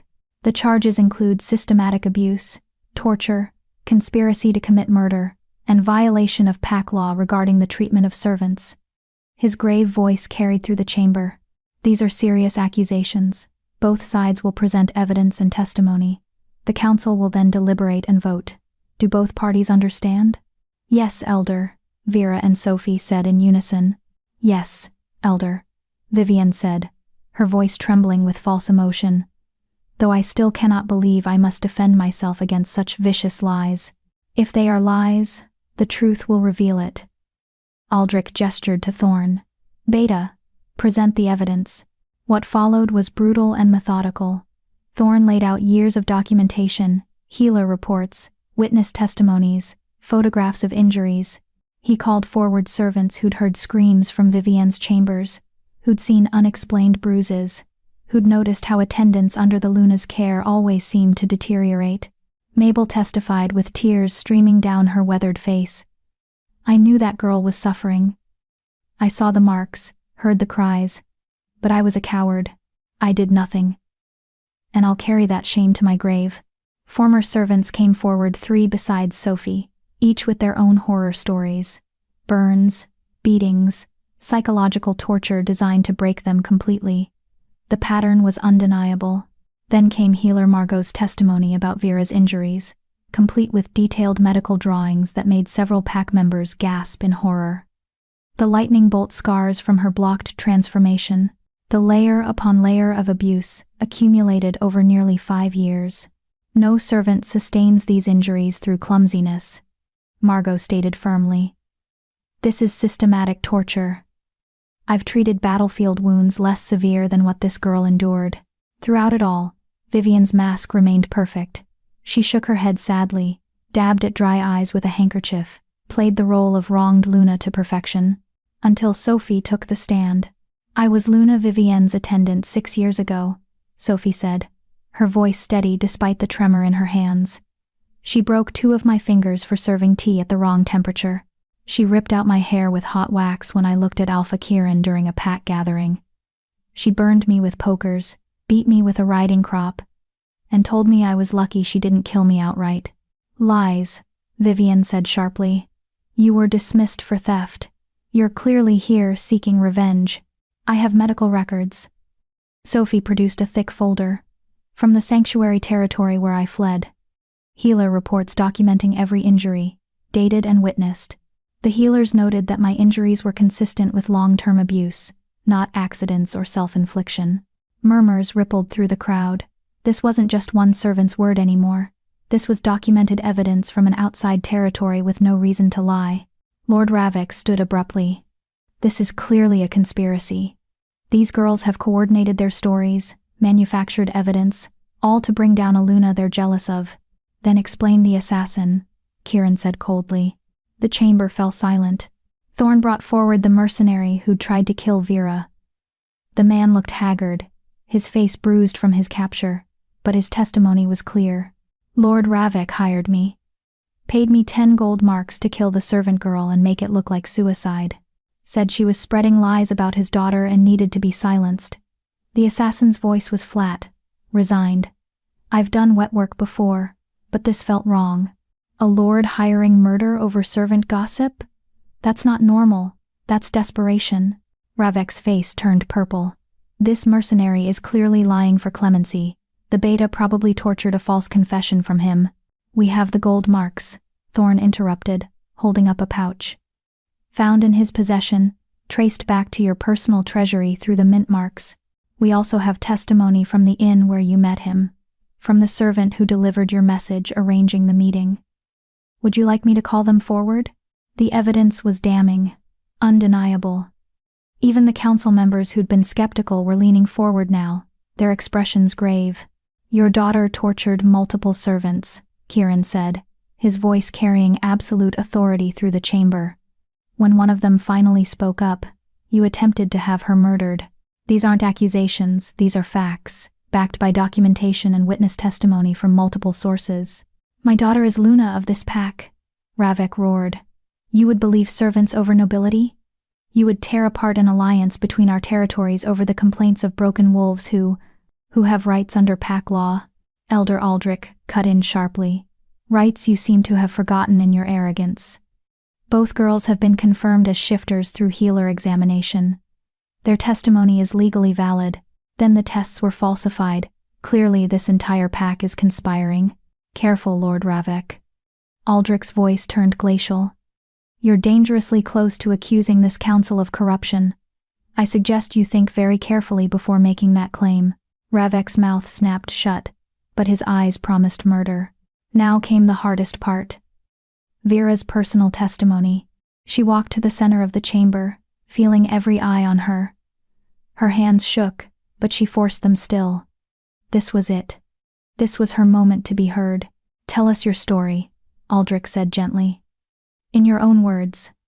Start from the beginning. So Vera told them everything. The 3 seconds that had doomed her. The escalating abuse that spanned nearly 5 years. The calculated cruelty. The psychological torture. The way Vivienne had weaponized her position to ensure no one would believe a lowly servant's accusations. She described being burned with pokers, being beaten unconscious, being denied food for days at a time, being forced to thank her abuser for lessons or face worse punishment. She told them about the scars on her back, about the blocked wolf that made her vulnerable, about hiding in the kitchen for 6 years before Vivienne noticed her, about becoming invisible as a survival strategy. And she told them about the merchant. Vivienne had planned to marry her off to a known abuser who'd beaten his previous wives to death. She wasn't just trying to get rid of me, Vera said, her voice cracking with emotion. She was trying to have me killed slowly, in a way that wouldn't trace back to her. A wedding gift that was really an execution. The chamber was deathly silent. Several pack members were openly crying. Others looked sick. Vivienne rose slowly, her perfect mask finally beginning to crack. These accusations are preposterous. I've been nothing but kind to my servants, nothing but charitable to the less fortunate. Then why did I find this? Thorne produced a leather journal, its pages worn. This was recovered from your private chambers during our investigation. It's a diary of sorts. Would you like me to read entries? Vivienne's face went white. That's private property. You had no right. I had every right under pack law when investigating credible abuse allegations. Thorne opened the journal, and his expression turned disgusted. Shall I read the entry from 2 months ago? The one where you detail burning Vera with a candle and forcing her to thank you? Or perhaps the one where you describe her screams as satisfying? Or maybe, enough. Vivienne's composure shattered completely, her face twisted with rage, all pretense of gentle Luna vanishing. You want to know the truth? Fine. Yes, I hurt her. Yes, I made her suffer. And she deserved it. Gasps echoed through the chamber. Even Ravek reached for his daughter, trying to silence her. But she shook him off. She looked at my mate. Vivienne's voice rose to a shriek. For 3 seconds she looked at him, and I saw it in her eyes, that pathetic hope that maybe an alpha would notice her. A broken servant with delusions of grandeur. So yes, I made sure she understood her place. I made sure she learned that you don't covet what belongs to your betters. I didn't covet anything, Vera said quietly, but her voice carried. I was just doing my job. You tortured me for 5 years because you were jealous of a glance that meant nothing. It meant everything. Vivienne whirled on her, all pretense gone. You think I didn't see how he looked at you in that stairwell? How his wolf responded to you? I spent 5 years as his mate and never got that reaction. But you, with your sad eyes and broken wolf, you caught his attention immediately. The confession hung in the air, damning and complete. Elder Aldrich's voice cut through the shocked silence. Luna Vivienne, you have just admitted, before this entire council and pack, to 5 years of systematic torture. You've admitted to abusing multiple servants, and your diary provides written documentation of your crimes. He looked at the other elders, who nodded gravely. This council doesn't require further deliberation. The evidence is overwhelming. The confession is clear. No. Ravik's voice was deadly quiet. You cannot do this. If you pass judgment against my daughter, if you strip her of her title, you declare war on the Nightshade Pack. Then we declare war, Kieran said, standing. His eyes blazed gold, his alpha presence rolling through the chamber like a physical force. Because I will not tolerate abuse of pack members. I will not allow political considerations to override justice. If you want war, Ravik, you'll get it. But your daughter will still face consequences for her crimes. The elders conferred in hushed whispers. Finally, Aldrich spoke. The council finds Luna Vivienne Ravik guilty of all charges. We hereby strip her of all titles, all rank, all privileges associated with her position. Her marriage to Alpha Kieran is annulled, effective immediately, and we sentence her to banishment from this territory, never to return under penalty of death. No! Vivienne lunged toward Vera, her face twisted with hatred. You bitch! You ruined everything! I should have killed you years ago. Guards intercepted her, wrestling her back. But she kept screaming, the perfect mask completely shattered. You were nothing, a broken servant with no future, and now you've destroyed me. I'll kill you. Do you hear me? I'll find a way. I'll hire assassins. I'll hunt you until… Enough. Ravik's voice cracked like a whip. He looked at his daughter with cold disgust. You've embarrassed me enough. Guards, remove her. I'll arrange transport back to Nightshade territory tonight.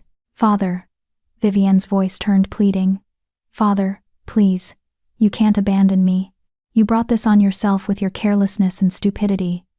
Ravik's expression was ice. I warned you to be subtle.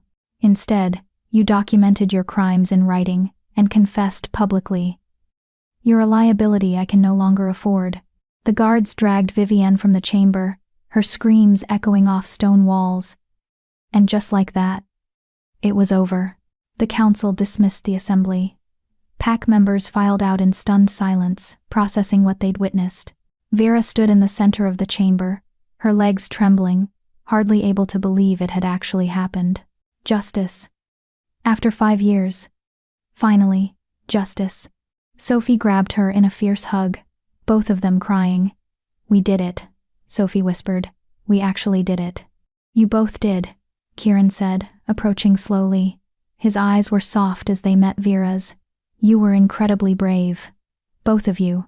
What happens now? Vera asked, her voice hoarse from testimony. Now? Kieran's smile was gentle. Now you heal. Now you rebuild. Now you finally get to live without fear. The next weeks passed in a blur. Vivienne was escorted out of pack territory within hours of the trial, her belongings packed and sent after her. Lord Ravik left the same night, his expression promising that this wasn't over, but for now, at least, Vera was safe. The pack's reaction was mixed. Many were horrified by what had been revealed, apologetic that they hadn't seen the abuse happening. Others were angry at Vivienne for her crimes, at themselves for their blindness, at the system that had allowed such things.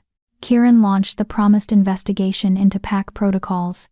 Several wolves who'd dismissed complaints or turned blind eyes to suspicious injuries faced consequences, demotions, public reprimands, mandatory training on recognizing abuse. And slowly, carefully, Vera began to heal. She remained in the Alpha's wing, in those beautiful guest quarters that were becoming her sanctuary. Kieran was respectful, giving her space while making it clear she was welcome for as long as she needed.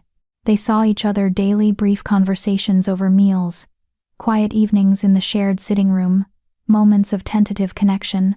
He never pushed, never demanded, never made her feel pressured about the mate bond he'd revealed. He was simply there, steady, patient, safe. One evening, 3 weeks after the trial, Vera found herself in that sitting room with Kieran, both reading by the fireplace. It was domestic and comfortable, and something about the peaceful normalcy made her brave.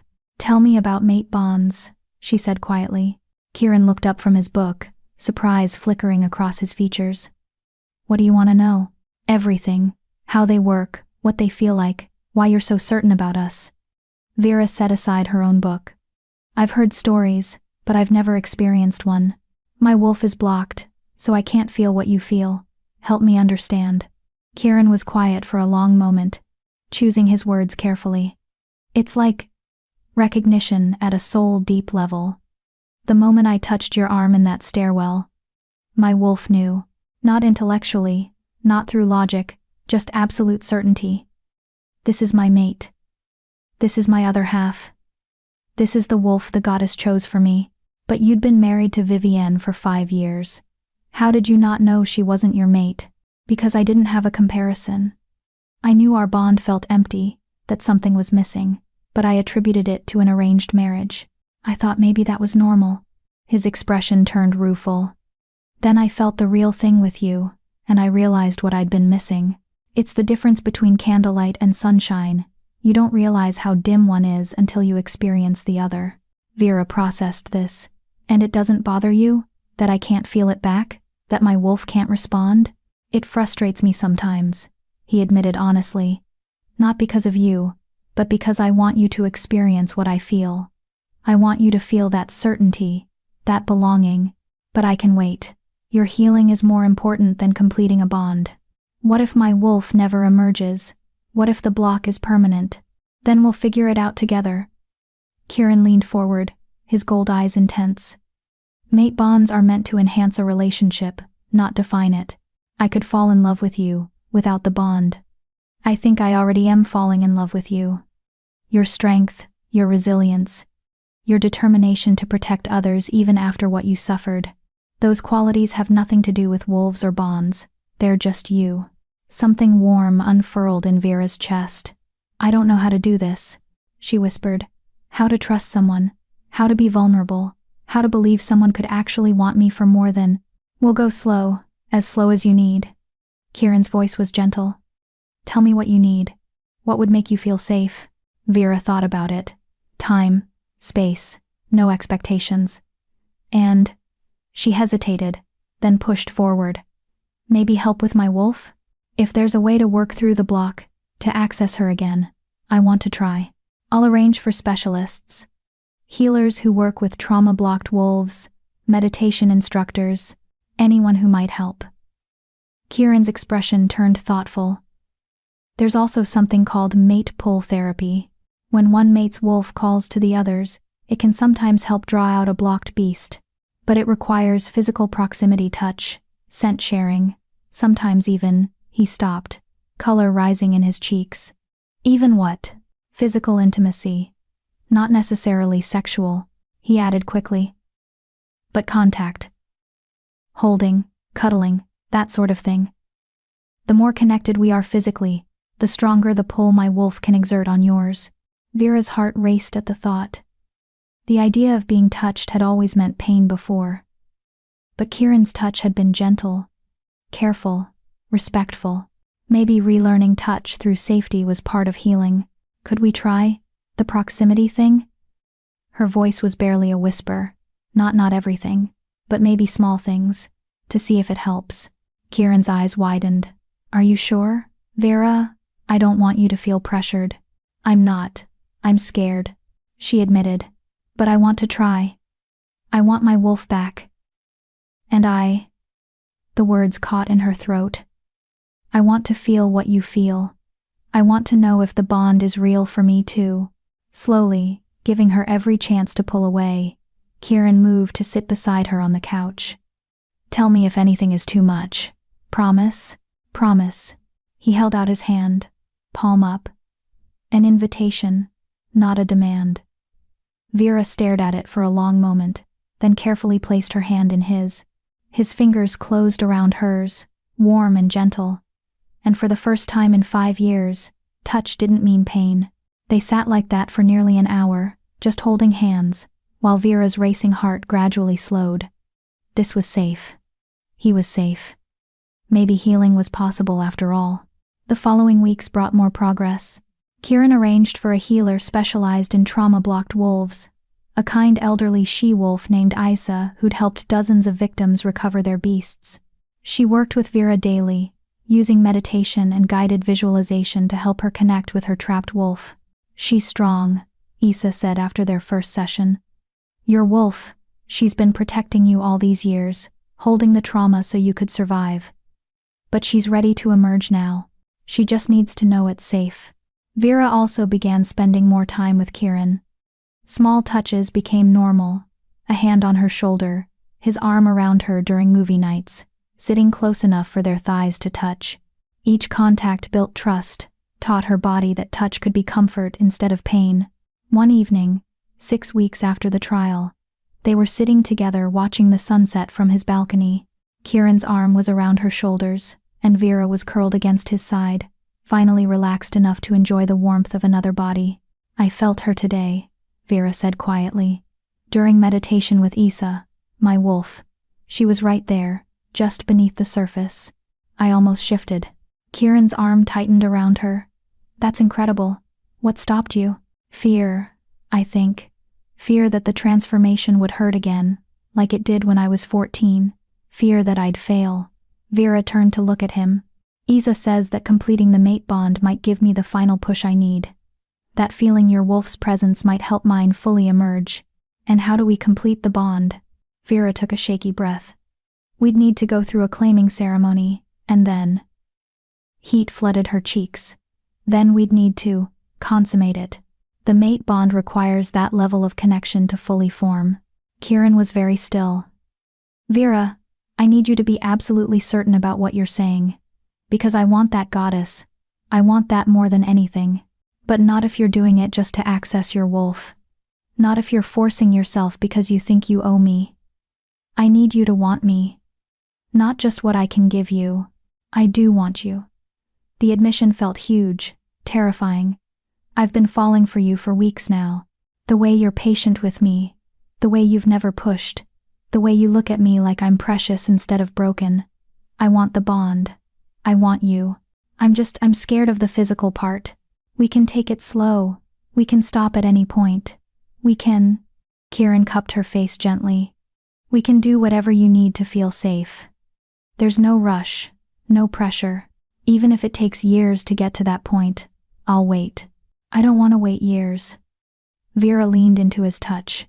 "I want to heal now. I want my wolf back now. And I want to try building something real with you. So let's do the claiming ceremony. Let's take the next step. And we'll figure out the rest together." Kieran's smile was radiant. "Are you asking me to marry you?" "I think I am," Vera laughed, surprised by her own boldness. "Unless you need more time to consider." He kissed her. Gentle, careful, giving her every chance to pull away. But she didn't. Instead, she kissed him back, tentative but willing, learning that intimacy could be sweet instead of painful. When they pulled apart, both breathing hard, Kieran rested his forehead against hers. "Yes, absolutely yes. We'll do the claiming ceremony, and then we'll take things at your pace. Whatever you need, however long it takes. We're in this together." Together. Such a simple word. Such a revolutionary concept. For the first time in 10 years, Vera felt something like hope blooming in her chest. Not the desperate, fragile hope of survival, but real hope. Hope for a future. Hope for healing. Hope for happiness. She'd survived 5 years of torture. She'd found her voice. She'd gotten justice. And now, maybe, she could finally learn to live again. Hit that subscribe button if you think Vera deserves happiness after everything she's survived. Because victims don't just need justice, they need people who'll celebrate their healing too. Comment below if you're rooting for her transformation, because wolves like Vera need to know their comeback stories matter. Chapter 6. The Public Downfall. The claiming ceremony was scheduled for the full moon, 3 weeks away. It gave Vera time to prepare, both mentally and emotionally, for the commitment she was making. But it also gave Vivienne time to plot, The first sign of trouble came from Beta Thorn. "We've intercepted messages," he said grimly, standing in Kieran's study with documents spread across the desk. "Vivienne is coordinating with her father. They're planning something, we just don't know what yet." Vera felt ice settle in her stomach. She'd been foolish to think Vivienne would simply accept defeat. "What kind of messages?" "Coded, mostly. References to, we're claiming honor and correcting mistakes. Our contact in Nightshade territory reports that Ravik has been hiring mercenaries, a lot of them. 20, maybe 30 wolves." Thorn's expression was dark. "That's not just revenge. That's an invasion force. He's going to attack during the claiming ceremony," Kieran said flatly. "When we're vulnerable, when the pack is celebrating. Maximum chaos, maximum casualties, and maximum chance to kill Vera before the bond completes," Thorn added. "If she dies before you claim her, the mate bond never forms.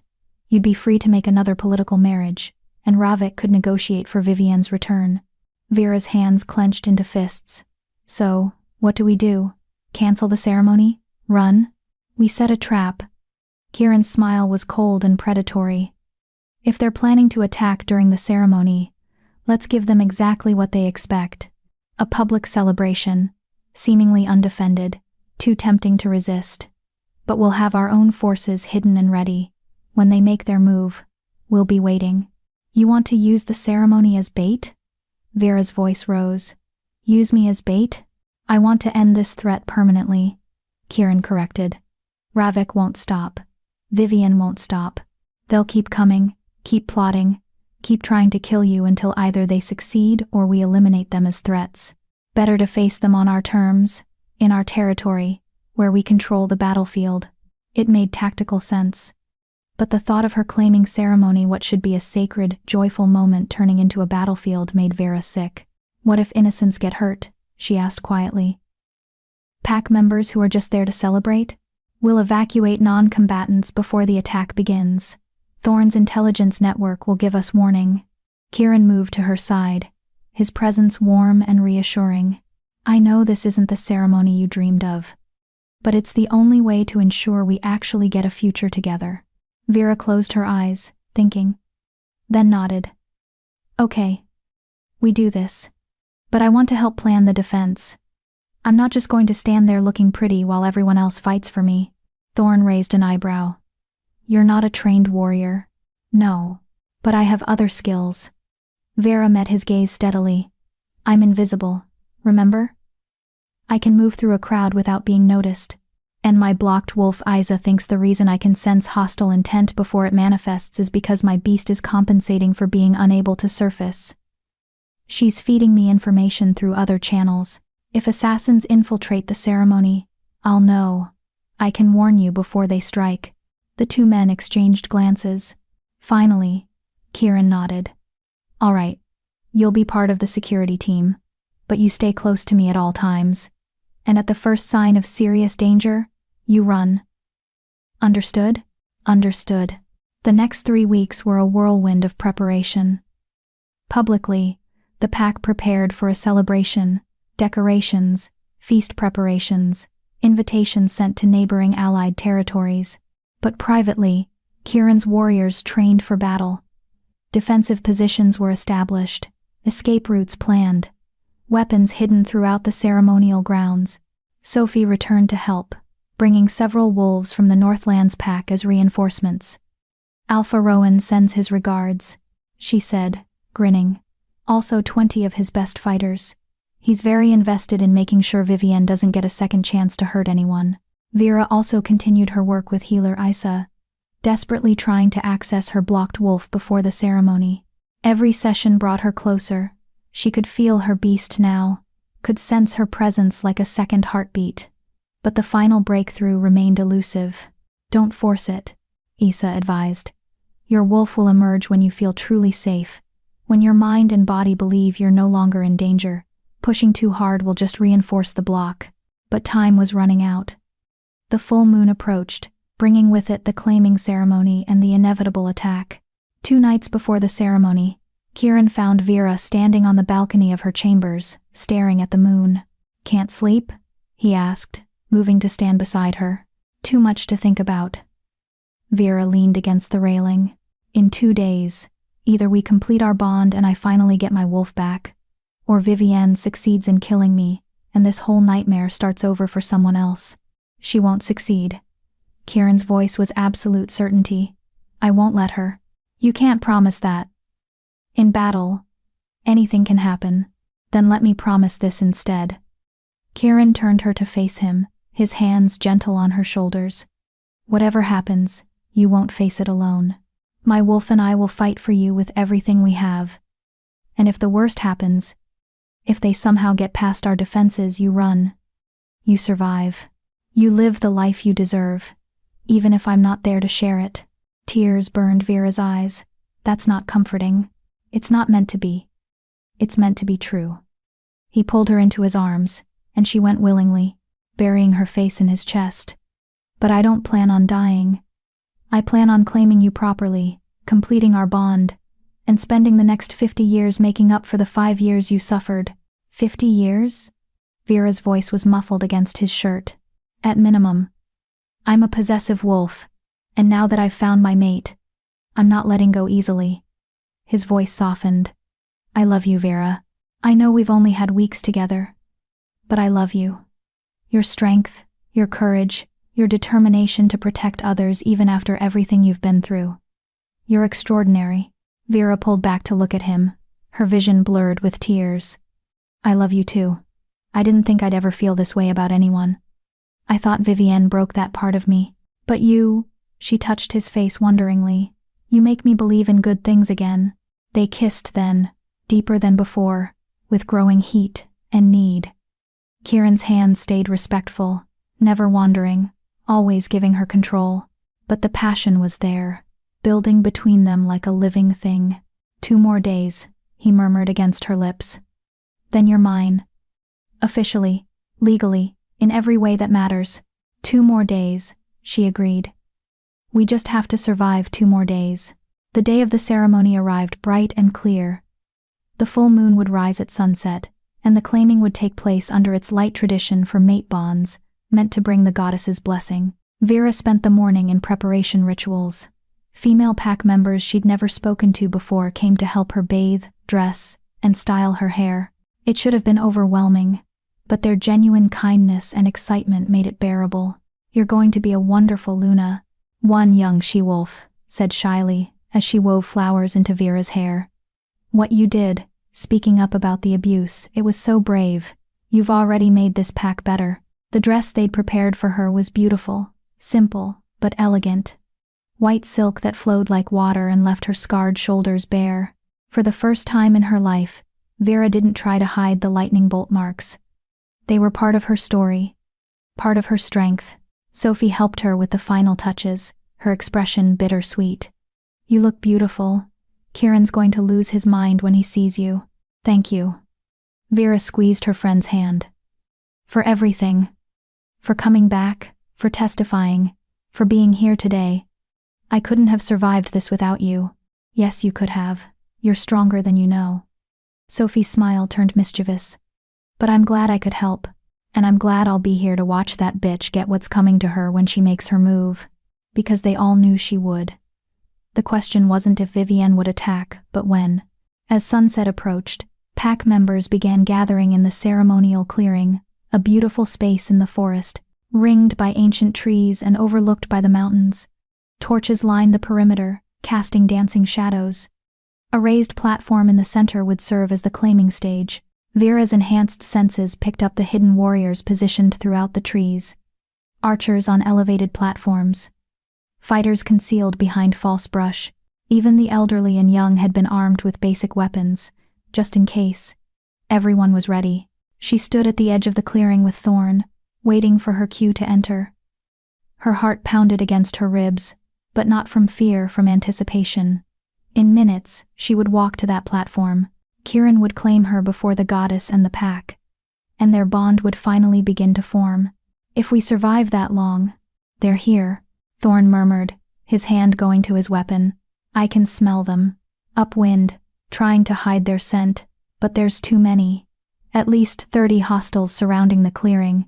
When will they attack? During the ceremony, They'll wait until you and Kieran are vulnerable, probably during the actual claiming, when your attention is on each other. Thorne's expression was grim. Be ready to move fast. When the fighting starts, it's going to get bloody. Vera nodded, touching the small knife concealed in her dress. She wasn't a warrior, but she wouldn't be helpless either. Music began, traditional pack songs performed by drummers and flutes. Vera's cue. She stepped into the clearing, and gasps rippled through the crowd. She'd expected judgment, whispers about her scars, shock at her scarred shoulders being displayed so openly. Instead, she got respect, admiration, pack members bowing their heads in acknowledgement as she passed. They see me, Vera realized. Really see me, not as a broken servant, but as their future Luna, as someone worthy. The thought made her eyes sting with tears. Kieran waited on the platform, and the sight of him stole her breath. He wore traditional claiming robes, deep blue embroidered with silver wolves, open at the chest to show the alpha mark on his skin. His gold eyes tracked her every movement, blazing with love and possessive hunger. She climbed the platform steps and took his outstretched hand. The contact sent warmth rushing through her, and deep inside, her blocked wolf stirred. Soon, Vera thought at her beast. Soon you'll be free. Elder Aldrich began the ceremony, reciting ancient words about mate bonds and the goddess's blessings. Vera barely heard them. All her attention was on Kieran, on the way he looked at her like she was his entire world. Do you, Kieran Blackwood, Alpha of Silverpine, accept this woman as your true mate, chosen by the goddess and bound to your soul? I do. Kieran's voice rang out clearly. I claim her before the pack and the goddess. She is mine, and I am hers, for all time. And do you, Vera Thorne, accept this man as your true mate, chosen by the goddess and bound to your soul? This was it. The moment everything changed. Vera met Kieran's eyes and let herself fall into the certainty she saw there. I do. I claim him before the pack and the goddess. He is mine, and I am his, for all time. Then by the power vested in me by pack law and ancient tradition, I declare you mates. Alpha, you may. The arrow came from nowhere. 1 second, Vera was smiling up at Kieran. The next, pain exploded through her shoulder as a black-fletched arrow buried itself in her flesh. She stumbled, and Kieran caught her, his roar of rage shaking the trees. Attack! Thorne's voice boomed through the clearing. Protect the Luna. Chaos erupted. Mercenaries poured from the tree line, 30, 40, maybe more. They wore no pack markings, just dark leather armor and weapons designed to kill. The hidden warriors of Silverpine emerged from their positions, meeting the invaders with brutal efficiency. Kieran laid Vera down behind the platform, his eyes wild with fury and fear. Stay down. Don't move. I'm okay, she gasped, though the arrow in her shoulder burned like fire. It missed anything vital. Go protect the pack. He kissed her fiercely, then shifted. His wolf was massive, pure black with those same golden eyes, easily twice the size of a normal shifter, an alpha wolf in all his terrifying glory. He launched himself into the fray with a savage snarl, and mercenaries fell before him like wheat before a scythe. Vera pressed against the platform's base, trying to make herself small. Her shoulder throbbed, blood seeping through her white dress. She needed to remove the arrow, but pulling it out without proper care could make the bleeding worse. A shadow fell over her. She looked up into Vivienne's cold green eyes. Hello, pet. The former Luna held a blade, her perfect face twisted with hatred. Did you really think you'd won?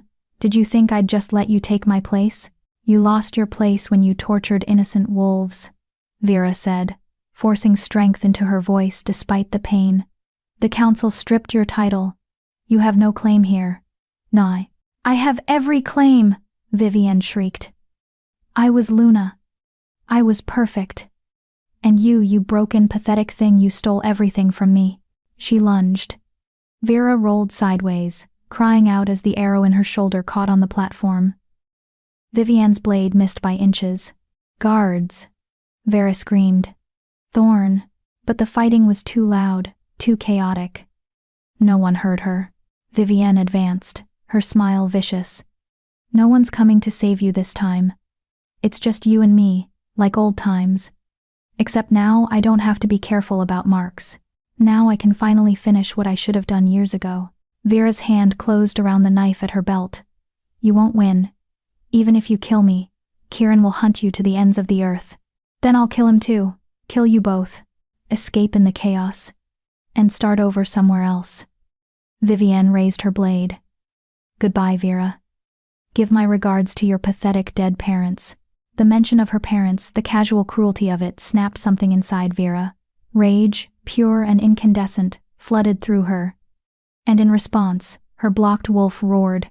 Pain exploded through every nerve as her body began to shift. Not the agonizing, incomplete transformation of her childhood, but something wild and powerful. Bones cracked and reformed. Muscles tore and rebuilt. Fur erupted across her skin. And for the first time in 10 years, Vera's wolf emerged. She was smaller than Kieran's massive alpha wolf, but beautiful silver gray with lightning white markings across her shoulders and back, mirroring the scars on her human form. Her eyes blazed with accumulated fury and pain from years of being trapped. Vivienne's blade clattered from her hand. No. No, that's not possible. You're blocked. You're broken. You can't. Vera's wolf snarled, and Vivienne ran. The chase was brief. Vivienne was fast in her wolf form, but Vera was faster, lean, and desperate and free after 10 years of imprisonment. She brought Vivienne down at the clearing's edge, teeth sinking into the former Luna's shoulder with savage satisfaction. Vivienne shifted back to human, screaming. Please, please. I'm sorry.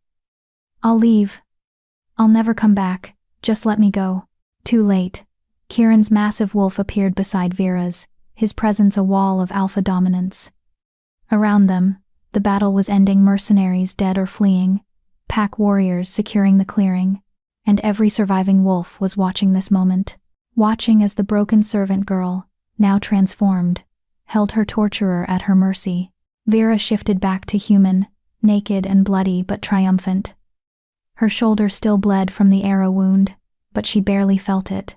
All she felt was power, freedom, her wolf's presence, singing through her veins after a decade of silence. You wanted to break me, she said quietly, looking down at Vivienne's terrified face. You spent 5 years trying, but you failed, and now everyone sees the truth. You're not a Luna. You're not powerful. You're just a cruel, petty woman who hurt those weaker than her because it made you feel strong. Please, Vivienne sobbed. Please, I'm begging you. I'm not going to kill you. Vera stepped back. That would be mercy. Instead, you're going to live. Live with the knowledge that you lost. That the broken servant you tortured became Luna while you became nothing. That's a far worse punishment than death. Kieran shifted back, immediately pulling Vera into his arms. Your wolf. She finally emerged. She did. Vera laughed, the sound edged with tears. She really did. I'm whole, Kieran. For the first time since I was 14, I'm whole. And mine. His voice was rough with emotion. The bond, I can feel it forming. Can you? She could. A golden thread connecting her heart to his, strengthening with every breath. The mate bond. Beta Thorn approached, bloodied but victorious. The mercenaries are routed. We captured Lord Ravek, he was commanding from the rear. Coward that he is. What do you want done with him? Lock him up. He'll stand trial for conspiracy, attempted murder, and invasion. Kieran's eyes never left Vera's face. This ends now. The council will judge him, and every territory will know what happens when you threaten our pack. Guards dragged Vivienne away, her sobs echoing through the clearing.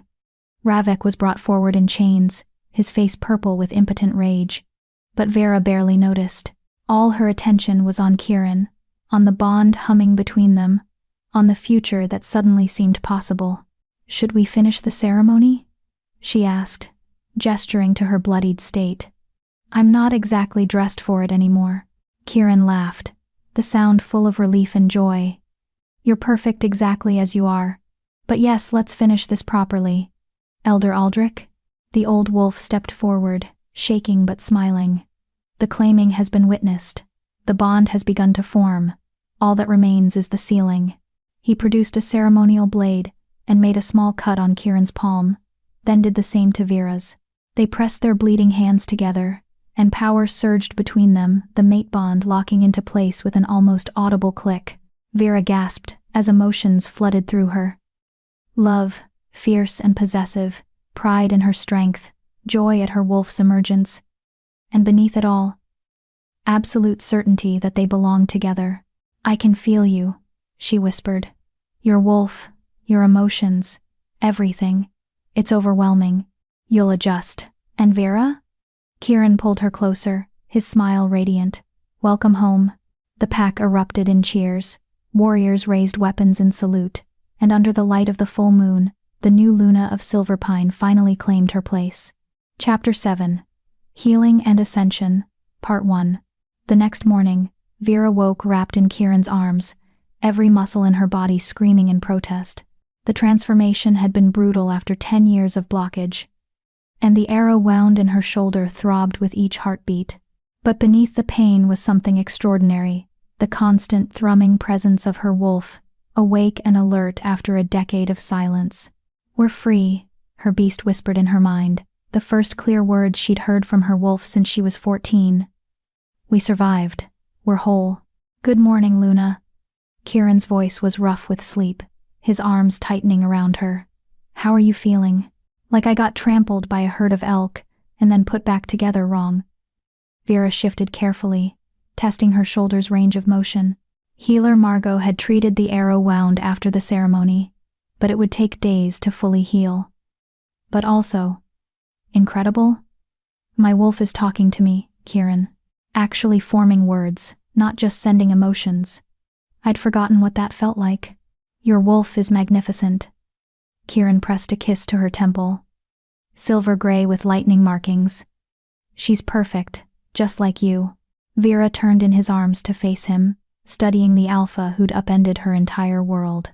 The claiming ceremony had been completed despite the attack, but they'd postponed the final consummation partly because of her injuries, but mostly because Vera had been too exhausted to do anything but sleep. "We should talk about last night," she said quietly. "About what happens next." "What do you want to happen next?" Kieran traced idle patterns on her bare shoulder, careful to avoid the bandaged wound. "The bond is formed. You're officially Luna, and we have all the time in the world to figure out the rest. The pack expects us to consummate the bond, to complete it fully." Heat flooded Vera's cheeks. "And I want to. I'm nervous. My only experiences with physical intimacy have been violent or painful, and I know you'd never hurt me, but my body doesn't always understand that distinction." "Then we'll take it slow. As slow as you need." Kieran's gold eyes were warm with understanding. "The bond is already forming. I can feel your emotions, sense your wolf, know when you're in pain or afraid. Consummation will strengthen it, but the core connection is already there. There's no rush. What if there's always going to be fear? What if I can never fully trust touch, even yours? Then we'll work through it together. Healing isn't linear, Vera. You're going to have good days and bad days, moments of strength and moments of terror. That's normal after what you've survived." He cupped her face gently. "I'm not going anywhere. Whether consummation happens tonight, next month, or next year, I'm yours and you're mine. The timeline doesn't matter." Relief flooded through her, followed by overwhelming love for this patient, understanding alpha. "Tonight," she said, surprising herself with the certainty in her voice. "I want to try tonight. My shoulder will be healed enough by then, and I want to complete the bond. I want all of you." Kieran's eyes darkened with heat, but his touch remained gentle. "Are you sure?" "I'm sure I want to try. And I'm sure I trust you not to push if I need to stop." Vera leaned forward to kiss him, soft and sweet. "Besides, we have an entire day to work up to it. Maybe if we spend today practicing, it won't be so scary tonight." His laugh was low and delicious. "Practicing? I like the sound of that." They spent the morning exactly like that, learning each other's bodies through careful, gentle touches. Kieran showed Vera that intimacy could be pleasure instead of pain, that vulnerability didn't have to mean weakness, and slowly, carefully, she began to believe it. By afternoon, however, reality intruded. Beta Thorn requested an urgent meeting, and Vera reluctantly pulled herself from the cocoon of safety she'd built in Kieran's chambers. The study was crowded. Thorn, Elder Aldrich, several other council members, and representatives from neighboring packs who'd come to witness the claiming ceremony and stayed for the aftermath. "We have a problem," Thorn said without preamble. "Lord Ravik is demanding a formal hearing. He claims the attack was a rescue attempt to save his daughter from false imprisonment. He's positioning himself as the victim, saying we entrapped him."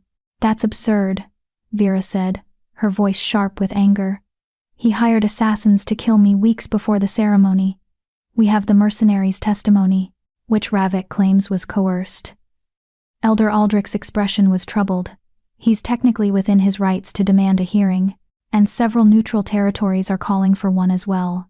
They want to ensure we didn't fabricate charges against Vivienne to dissolve a political marriage.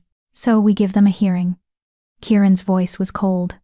"We present every piece of evidence, call every witness, and let the truth speak for itself." Again, "There's another complication." Thorn produced a letter sealed with an unfamiliar crest. "This arrived this morning by urgent courier. It's from the High Council, the governing body that oversees all packs in the region. They're sending arbitrators to investigate the situation. If they rule in Ravik's favor, we could face sanctions, trade embargoes, territorial restrictions, even demands that you reinstate Vivienne as Luna." The room fell silent. "They can't do that," Vera whispered. "She tortured me. She tortured others. There's proof." The High Council doesn't always care about proof as much as they care about political stability. Aldrich's voice was heavy. "Ravik's territory is powerful, with alliances throughout the region. If they side with him, other packs might follow. We could be looking at isolation or worse. Then we make sure they don't side with him." Kieran's jaw set with determination. "We prepare the most comprehensive case possible. Every piece of evidence, every witness, every document. We show them that this wasn't political maneuvering, it was justice for systematic abuse. And we show them Vera's transformation," Thorn added. "A blocked wolf emerging after 10 years of trauma is proof of legitimate suffering. The High Council includes healers and scholars. They'll understand the significance." Vera's stomach churned. Another trial, more testimony, more reliving her worst memories in front of strangers who might not believe her. But she'd survived the first trial. She'd survived the attack. She could survive this too. "When do the arbitrators arrive?" she asked. 3 days, Thorn said. "They're already en route. Then we have 3 days to prepare." Vera straightened her shoulders, ignoring the pull of her wound. "Let's get to work." The next 3 days were a blur of preparation. Sophie returned with additional witnesses, wolves from sanctuary territories who'd been abused by nobles and were willing to testify about systematic mistreatment of servants throughout the region. Their stories weren't about Vivienne specifically, but they established a pattern of abuse that higher-ranking wolves inflicted on those beneath them. "The High Council needs to see that this isn't an isolated incident," Sophie explained. "Vivienne wasn't an anomaly, she was part of a larger problem. Nobles who believe their rank puts them above accountability, who treat servants as property instead of pack members." Healer Margot compiled extensive medical documentation, not just of Vera's injuries, but of every abuse case she'd treated over her 40-year career. The numbers were staggering: dozens of servants with suspicious injuries, patterns of harm that couldn't possibly be accidental. "I should have spoken up years ago," Margot said, her voice thick with regret. "Should have forced the council to see what was happening. But I was afraid. Afraid of losing my position. Of being dismissed as a troublemaker. So I stayed silent. And wolves suffered." "You're speaking now," Vera told her gently. "That's what matters. We can't change the past, but we can shape the future." Kieran, meanwhile, worked on building political support. He contacted every allied alpha, every neutral territory, every wolf who might speak in their favor. By the time the arbitrators arrived, he had a coalition of supporters, smaller packs, and progressive leaders who believed in protecting the vulnerable rather than maintaining the status quo. And through it all, Vera continued her own healing. She spent hours in wolf form, running through the mountains and relearning the joy of transformation. Her beast was still adjusting after 10 years of imprisonment, but the freedom was intoxicating. "We're strong," her wolf insisted during one of their runs. "We survived what should have broken us. We can face anything now." On the third night, the night before the arbitrators were due to arrive, Kieran found Vera in their chambers, staring at herself in the mirror. She wore a simple nightgown, and her hair was loose around her shoulders. The bandage on her shoulder had been removed, revealing pink scar tissue that would fade with time. "Having second thoughts?" he asked softly. "About the hearing? About us? About everything?" Vera laughed without humor. "Constantly. But I'm not running. I'm done running." "Good, because I have something for you." Kieran produced a small wooden box, carved with intricate wolf designs. "This belonged to my mother. She was Luna before Vivienne, and she believed that a Luna's strength came from protecting those who couldn't protect themselves. When she died, she left this to pass on to whoever claimed the position next." Inside the box was a silver pendant, a wolf's head wrought in exquisite detail, with amber stones for eyes. It was beautiful and clearly ancient, radiating significance. "It's the Luna's mark," Kieran explained. "Every Luna of Silverpine has worn it since the pack's founding. Vivienne refused to wear it, said it was old-fashioned and didn't match her jewelry.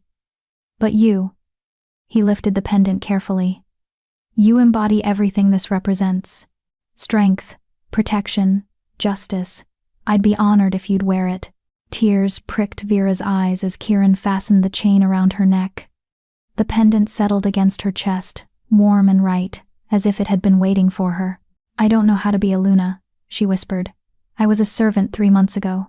I don't know protocol, politics, any of it. You know the most important thing, you know what it's like to be powerless. You know what it feels like when those in authority fail to protect you." Kieran turned her to face him. "That empathy, that understanding, that's what will make you an extraordinary Luna. You'll see the wolves others overlook. You'll hear the voices others ignore. And you'll fight for them the way I should have fought for you." "We'll fight for them," Vera corrected. "Together." They made love that night for the first time, slow and careful and healing. Kieran was endlessly patient, stopping whenever Vera needed to pause, praising her courage when old fears surfaced. And when they finally came together fully, when the bond completed with a surge of golden light, Vera felt something inside her click into place. "Whole," her wolf whispered. "We're finally whole." Afterward, they lay tangled together, the mate bond singing between them with perfect clarity. Vera could feel Kieran's contentment, his fierce love, his pride in her strength, and he could feel her gradual healing, the way terror was slowly being replaced by trust. "Tomorrow's going to be difficult," he said quietly. "The arbitrators won't be easy to convince. They'll question everything, challenge every piece of evidence, try to find reasons to rule in Ravek's favor. Let them try." Vera's voice was steady. "I've survived worse than difficult questions. And I have something Vivienne never did, the truth. That has to count for something." "It counts for everything." Kieran pulled her closer. "No matter what happens tomorrow, remember you're not alone anymore. You have me, the pack, allies throughout the region. You're not that frightened servant hiding in the kitchen. You're Luna of Silverpine, and you're magnificent." Vera closed her eyes, letting his words settle into her bones. Luna of Silverpine. It still felt surreal, impossible. But the pendant around her neck was real. The wolf in her soul was real. The love binding her to this alpha was real. Tomorrow she'd face the arbitrators. Tomorrow she'd fight for justice again. Tomorrow the world would try to test her strength. But tonight, she was safe, whole, loved, and that was enough. The arbitrators arrived at dawn, 3 ancient wolves, whose authority superseded even alpha commands. They were led by High Arbiter Celeste, a steel-gray she-wolf whose sharp eyes missed nothing. "We are here to investigate allegations of misconduct and determine whether justice was properly served," she announced to the assembled pack. "We will interview witnesses, examine evidence, and render judgment within 3 days. Our decision is final and binding on all parties." The hearing began immediately in the council chamber, with even more wolves in attendance than the original trial. Representatives from a dozen territories crowded the seats, all eager to witness this historic judgment. Lord Ravek presented his case first, painting himself as a concerned father whose daughter had been railroaded by a servant with delusions of grandeur. He claimed the abuse allegations were fabricated, the diary evidence forged, the testimony coerced.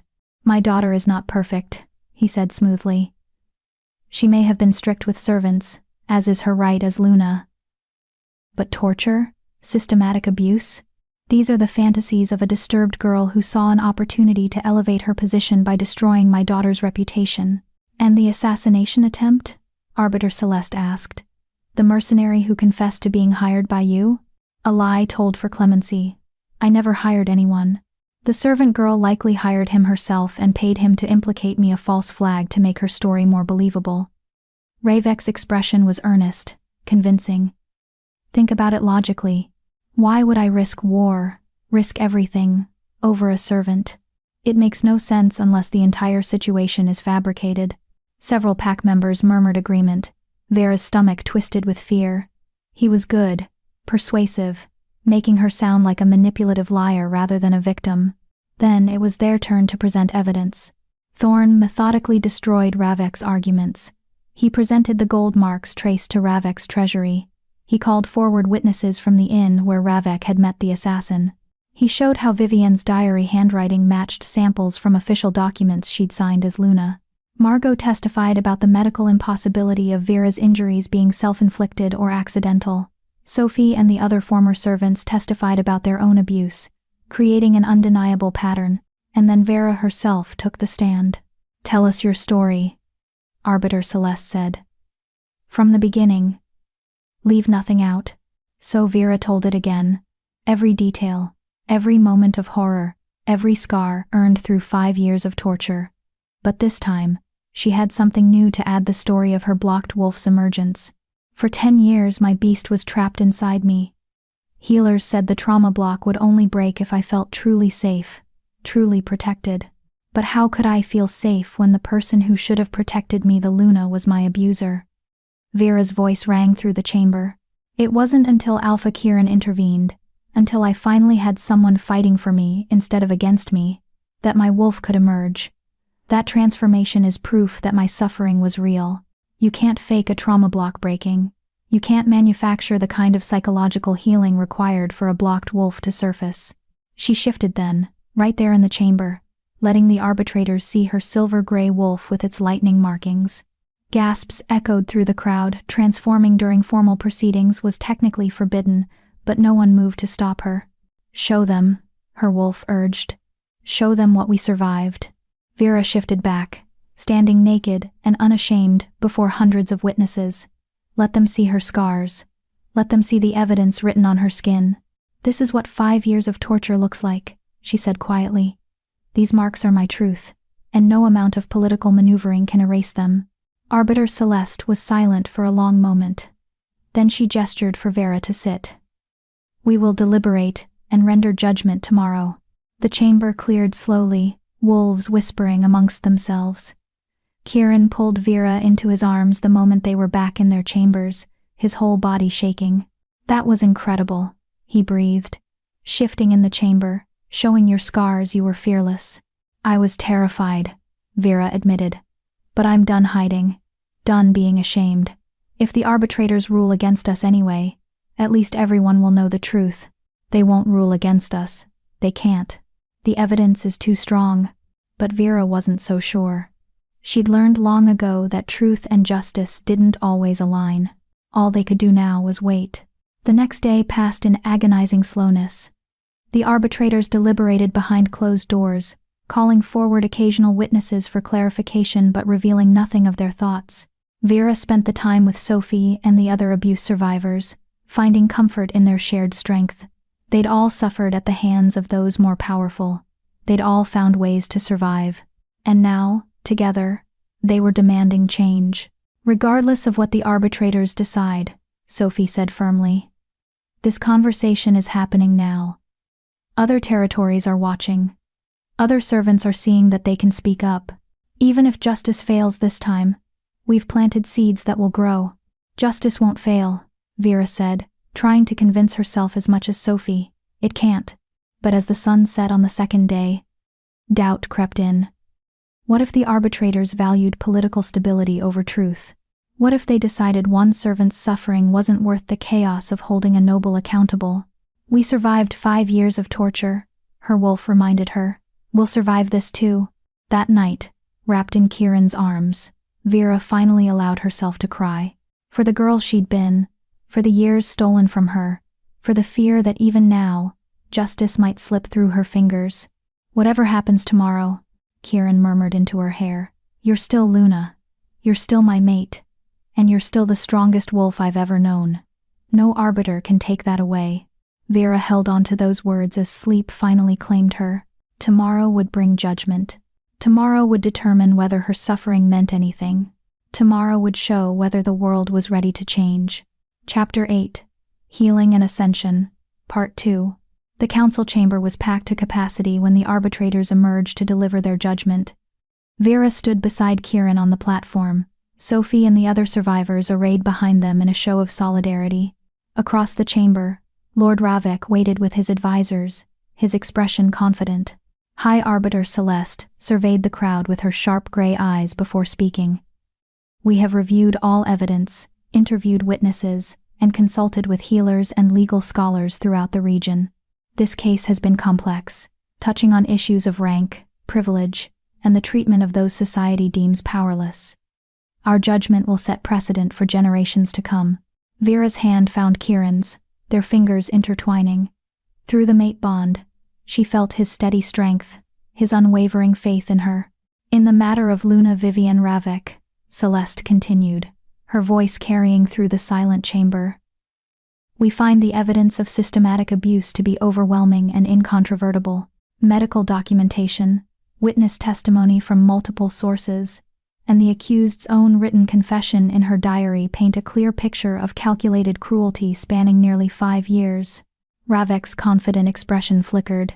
Furthermore, Celeste continued, the emergence of the plaintiff's blocked wolf, a phenomenon that requires genuine psychological healing to occur, provides irrefutable proof that her trauma was real and severe. Trauma blocks do not break from fabricated stories or political maneuvering. They break only when the victim achieves true safety and begins genuine healing. Relief flooded through Vera, so intense it made her dizzy. Kieran's arm wrapped around her waist, holding her steady. In the matter of Lord Ravik's involvement, Celeste's voice hardened. The evidence of conspiracy to commit murder is similarly damning. The gold marks traced to his treasury, witness testimony placing him at the meeting with the hired assassin, and the timing of the attack all support the conclusion that he attempted to silence his daughter's accuser through murder. This is outrageous, Ravik exploded. You're taking the word of servants over nobility. You're destroying centuries of pack hierarchy based on silence. Celeste's command cracked through the air like thunder. You will speak when spoken to, Lord Ravik, or you will be removed from these proceedings. Ravik's mouth snapped shut, but his eyes blazed with fury. This council finds that the original trial conducted by Silverpine Pack was just and proper, Celeste announced. Luna Vivienne's banishment stands. Her titles and privileges remain stripped. She is forbidden from holding any position of authority within any pack in this region. Cheers erupted from the Silverpine Pack members. Sophie grabbed Vera in a fierce hug, both of them crying with relief. But Celeste wasn't finished. Furthermore, we find Lord Ravik guilty of conspiracy to commit murder, attempted invasion, and obstruction of justice. His territory will be placed under council oversight for a period of 5 years. During that time, he will be forbidden from holding the position of Alpha. A council-appointed regent will govern Nightshade Pack to ensure no further abuses occur. Ravik's face turned purple with rage. You can't do this. My territory won't stand for. Your territory will comply with this judgment or face collective banishment, Celeste interrupted coldly. We have already contacted your Beta and Council of Elders. They have agreed to council oversight rather than face complete dissolution. You, Lord Ravik, are hereby stripped of your Alpha title and sentenced to house arrest within Nightshade territory for the remainder of your life. The pronouncement hit like a thunderclap. Ravik, one of the most powerful alphas in the region, reduced to nothing. His daughter banished, his pack taken from him, complete and total loss. It was more than Vera had dared hope for. Finally, Celeste turned her attention to the broader assembly. This case has revealed systemic issues that extend far beyond Silverpine territory. The abuse of servants, the dismissal of complaints from lower-ranked pack members, the failure of authority figures to investigate credible allegations. These problems exist throughout our region. She produced a scroll, unfurling it for all to see. By authority of the High Council, we are implementing new laws, effective immediately across all packs in this jurisdiction. First, all pack members, regardless of rank or wolf status, have the right to file formal complaints without fear of retaliation. Second, all allegations of abuse must be investigated by an impartial party within 7 days of filing. Third, healers are required to report suspicious patterns of injury to pack authorities. And fourth, blocked wolves, broken wolves, and all other shifters with transformation difficulties are granted full legal standing as pack members. The chamber erupted in shocked murmurs. These weren't just judgments, they were revolutionary changes to pack law itself. The treatment of Vera Blackwood, Luna of Silverpine, was unconscionable, Celeste stated, her voice ringing with authority. But her courage in speaking up, and her strength in surviving, will ensure that future victims have protections she did not. Let this case serve as a warning. Abuse will not be tolerated, regardless of the abuser's rank. Justice belongs to all wolves, not just the powerful. With that, she struck her staff against the stone floor 3 times, the sound echoing like a final verdict. This hearing is concluded. The council's judgment is rendered and binding. As the arbitrators filed out, the chamber exploded into chaos. Some wolves cheered, celebrating the victory and the new protections. Others argued, concerned about the changes to pack hierarchy and traditional power structures, but Vera heard none of it. She turned into Kieran's arms and finally let herself believe it was over. "We won," she whispered against his chest. "We actually won." "You won," he corrected, pulling back to cup her face. "Your courage, your testimony, your transformation, that's what changed everything. I'm so proud of you." Sophie pushed through the crowd with the other survivors, all of them crying and laughing at once. They'd come together as broken victims. They were leaving as validated survivors whose suffering had sparked real change. "Thank you," Sophie said to Vera, gripping her hands tightly. "Thank you for being brave enough to speak up, for fighting when it would have been easier to stay silent. You saved lives today, not just ours, but all the future wolves who'll be protected by these new laws. We did it together," Vera insisted. "All of us.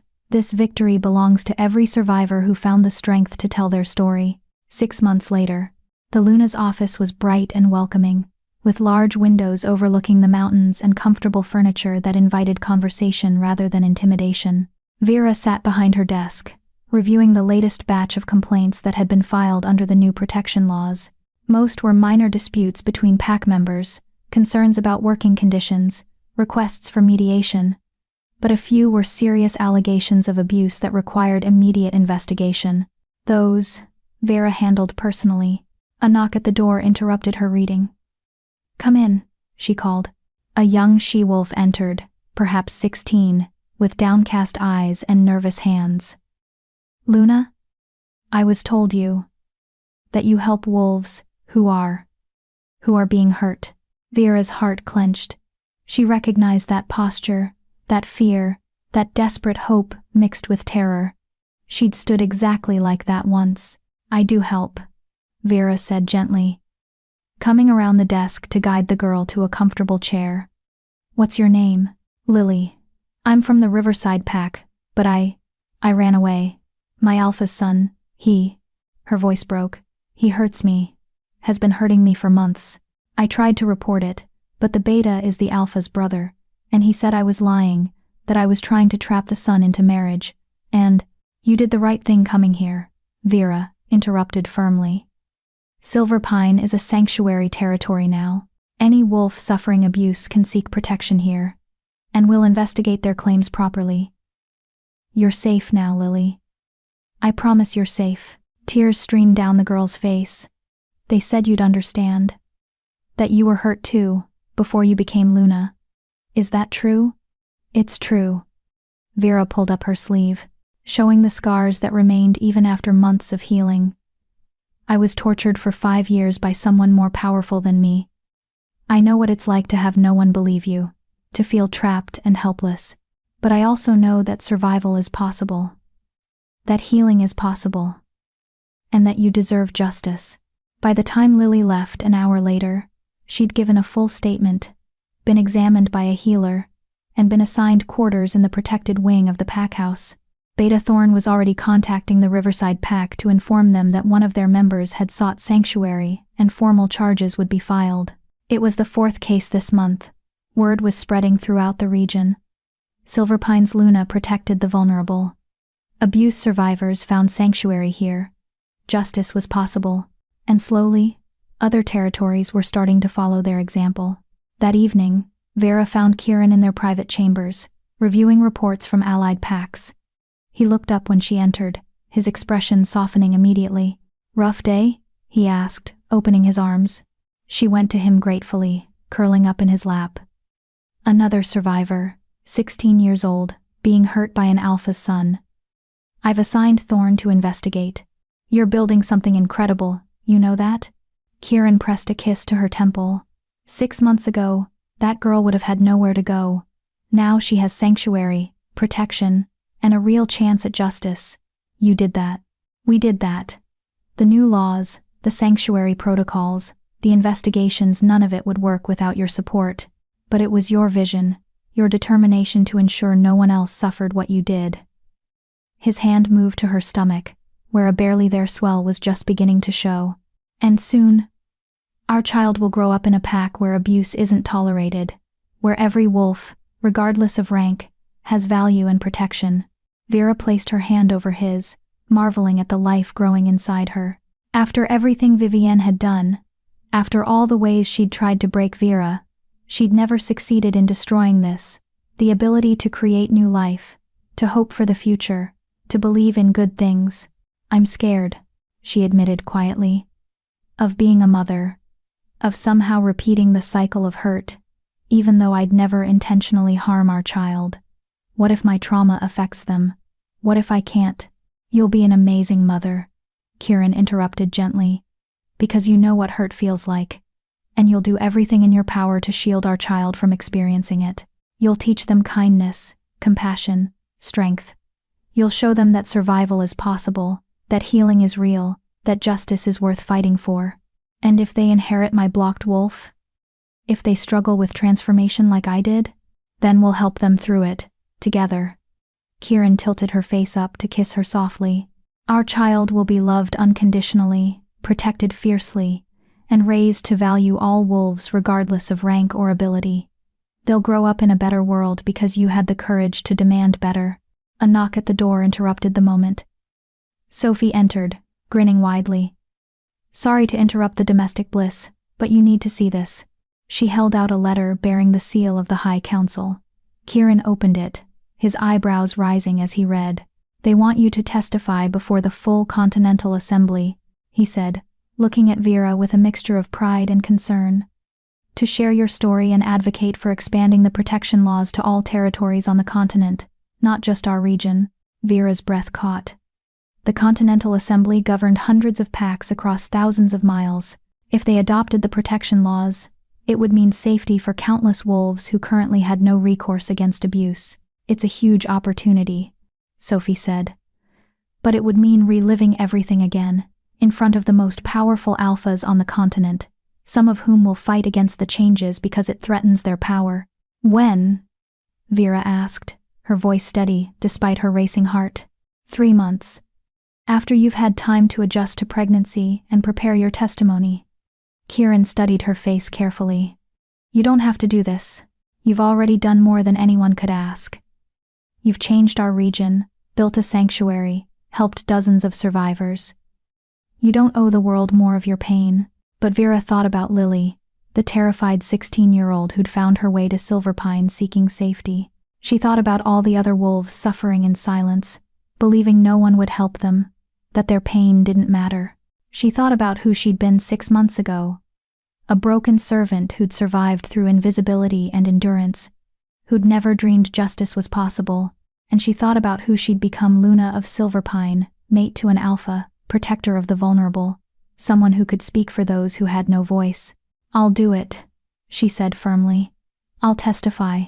Not because I owe the world my pain, but because I owe it to every survivor who can't speak up themselves. My story has power. If sharing it can save even one wolf from suffering what I did, then it's worth telling again." Kieran pulled her close, his emotions flooding through the mate, bond, pride, love, and fierce protectiveness.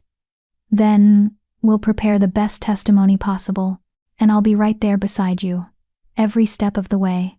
3 years later, the Silverpine Packhouse courtyard was filled with laughter and music as the annual Survivors celebration reached its peak.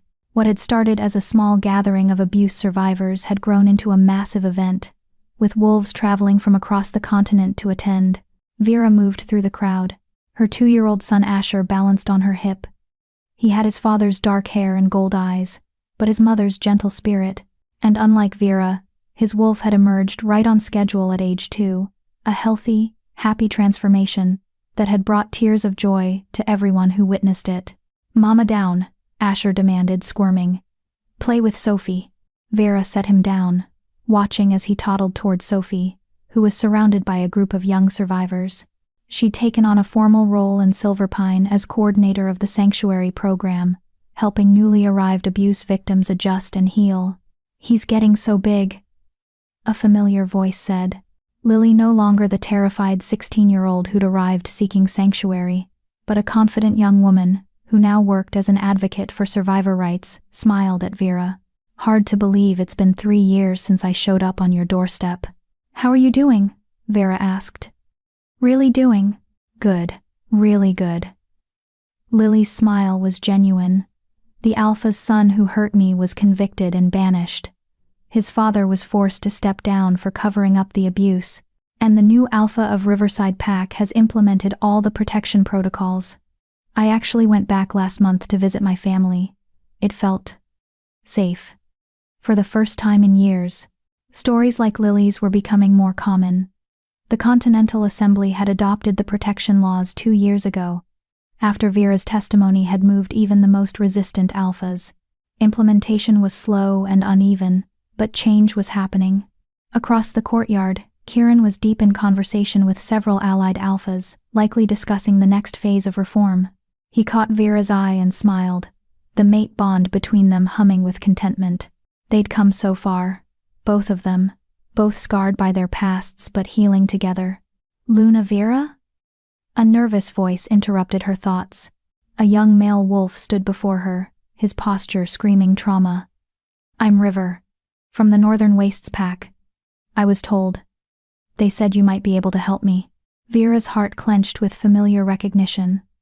Another survivor. Another wolf seeking sanctuary and justice. "I can help," she said gently, guiding him toward the sanctuary office. "Tell me what happened." As River began his story, painful and achingly familiar, Vera found herself thinking about her journey, from broken servant to Luna, from victim to advocate, from voiceless to powerful. Her scars still ached sometimes, especially in cold weather. Her memories still brought nightmares occasionally, but she was healing. Every survivor she helped, every law that changed, every wolf who found safety in Silverpine, it all contributed to her own recovery. Vivienne had tried to break her, had spent 5 years systematically destroying her spirit, her hope, her sense of self-worth, but she'd failed. Vera had survived, had found her voice, had demanded justice and received it. And now she was using her pain to protect others, to ensure no one else suffered in silence the way she had. "This is my revenge," she thought, as she listened to River's story, as she offered him the sanctuary and protection she'd once desperately needed. Not violence or cruelty, but building something better. Creating a world where abuse is exposed instead of hidden, where victims are believed instead of silenced, where power means responsibility instead of immunity. After River left with a promise of protection and investigation, Vera stepped out into the courtyard again. The celebration continued, survivors laughing and healing together, building community from shared pain. Sophie was teaching Asher to dance, both of them giggling. Kieran was making his way toward her, love shining in his golden eyes. And all around them, wolves who'd been broken were learning to be whole again. "Mama," Asher called, breaking away from Sophie to run to her. "Dance with me." Vera scooped him up, spinning him around as he shrieked with delight. Her son would grow up knowing his mother's story, would understand that survival was possible, that healing was real, that justice was worth fighting for. He would grow up in a better world, a world Vera had helped create. Kieran joined them, pulling both his mate and his son into his arms. "What are you thinking about?" he murmured. "That I'm happy," Vera said simply. "After everything, after all of it, I'm genuinely happy, and that feels like the greatest victory of all." She looked down at her scarred arms, visible below her rolled sleeves. She'd stopped hiding them months ago. These scars told her story not just of suffering, but of survival, not just of victimhood, but of victory. "My scars tell stories," she thought, echoing the realization she'd had months ago during testimony preparation. "But they don't define me. I'm more than what was done to me. I'm what I became despite it. Luna of Silverpine, mate to an alpha, mother to a beautiful son, protector of the vulnerable, voice for the voiceless, survivor." As the sun set over the mountains and the celebration continued into the night, Vera finally understood what healing looked like. It wasn't forgetting the past or erasing the scars. It was integrating the pain into her story without letting it write her ending. Vivienne had taken 5 years of her life, but Vera had taken back her power, her voice, and her future, and she would spend the rest of her life ensuring that other survivors could do the same. That was her legacy. That was her triumph. That was justice. Epilogue. 10 years later, the Luna's memoir sat on bestseller lists across the continent. A raw and honest account of abuse, survival, and redemption. Invisible no more. One Luna's journey from victim to victor had sold millions of copies and sparked conversations in every pack territory. Vera stood before a crowd of young wolves at a sanctuary conference, her now 11-year-old son Asher sitting proudly in the front row beside his younger sister, Elena, who was 7, and already showing signs of being as fierce as her mother. "People often ask me how I survived," Vera said to the assembled crowd of survivors, advocates, and reformers. "They want to know the secret, the trick, the one thing that got me through 5 years of torture. And the truth is, there is no secret. I survived through stubbornness, through hope I didn't even know I still had, through the belief that somewhere, somehow, justice might exist." She paused, looking out at the faces watching her. Some scarred visibly, others carrying invisible wounds. All of them warriors in their own right.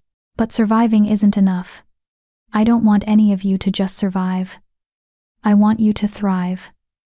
To heal. To reclaim the lives that were stolen from you and build something beautiful from the wreckage." Vera's voice strengthened. "You are not defined by what was done to you. You are defined by what you choose to become, despite it, and every single one of you has the power to create change, to protect others, to ensure that your suffering wasn't meaningless." The applause was thunderous.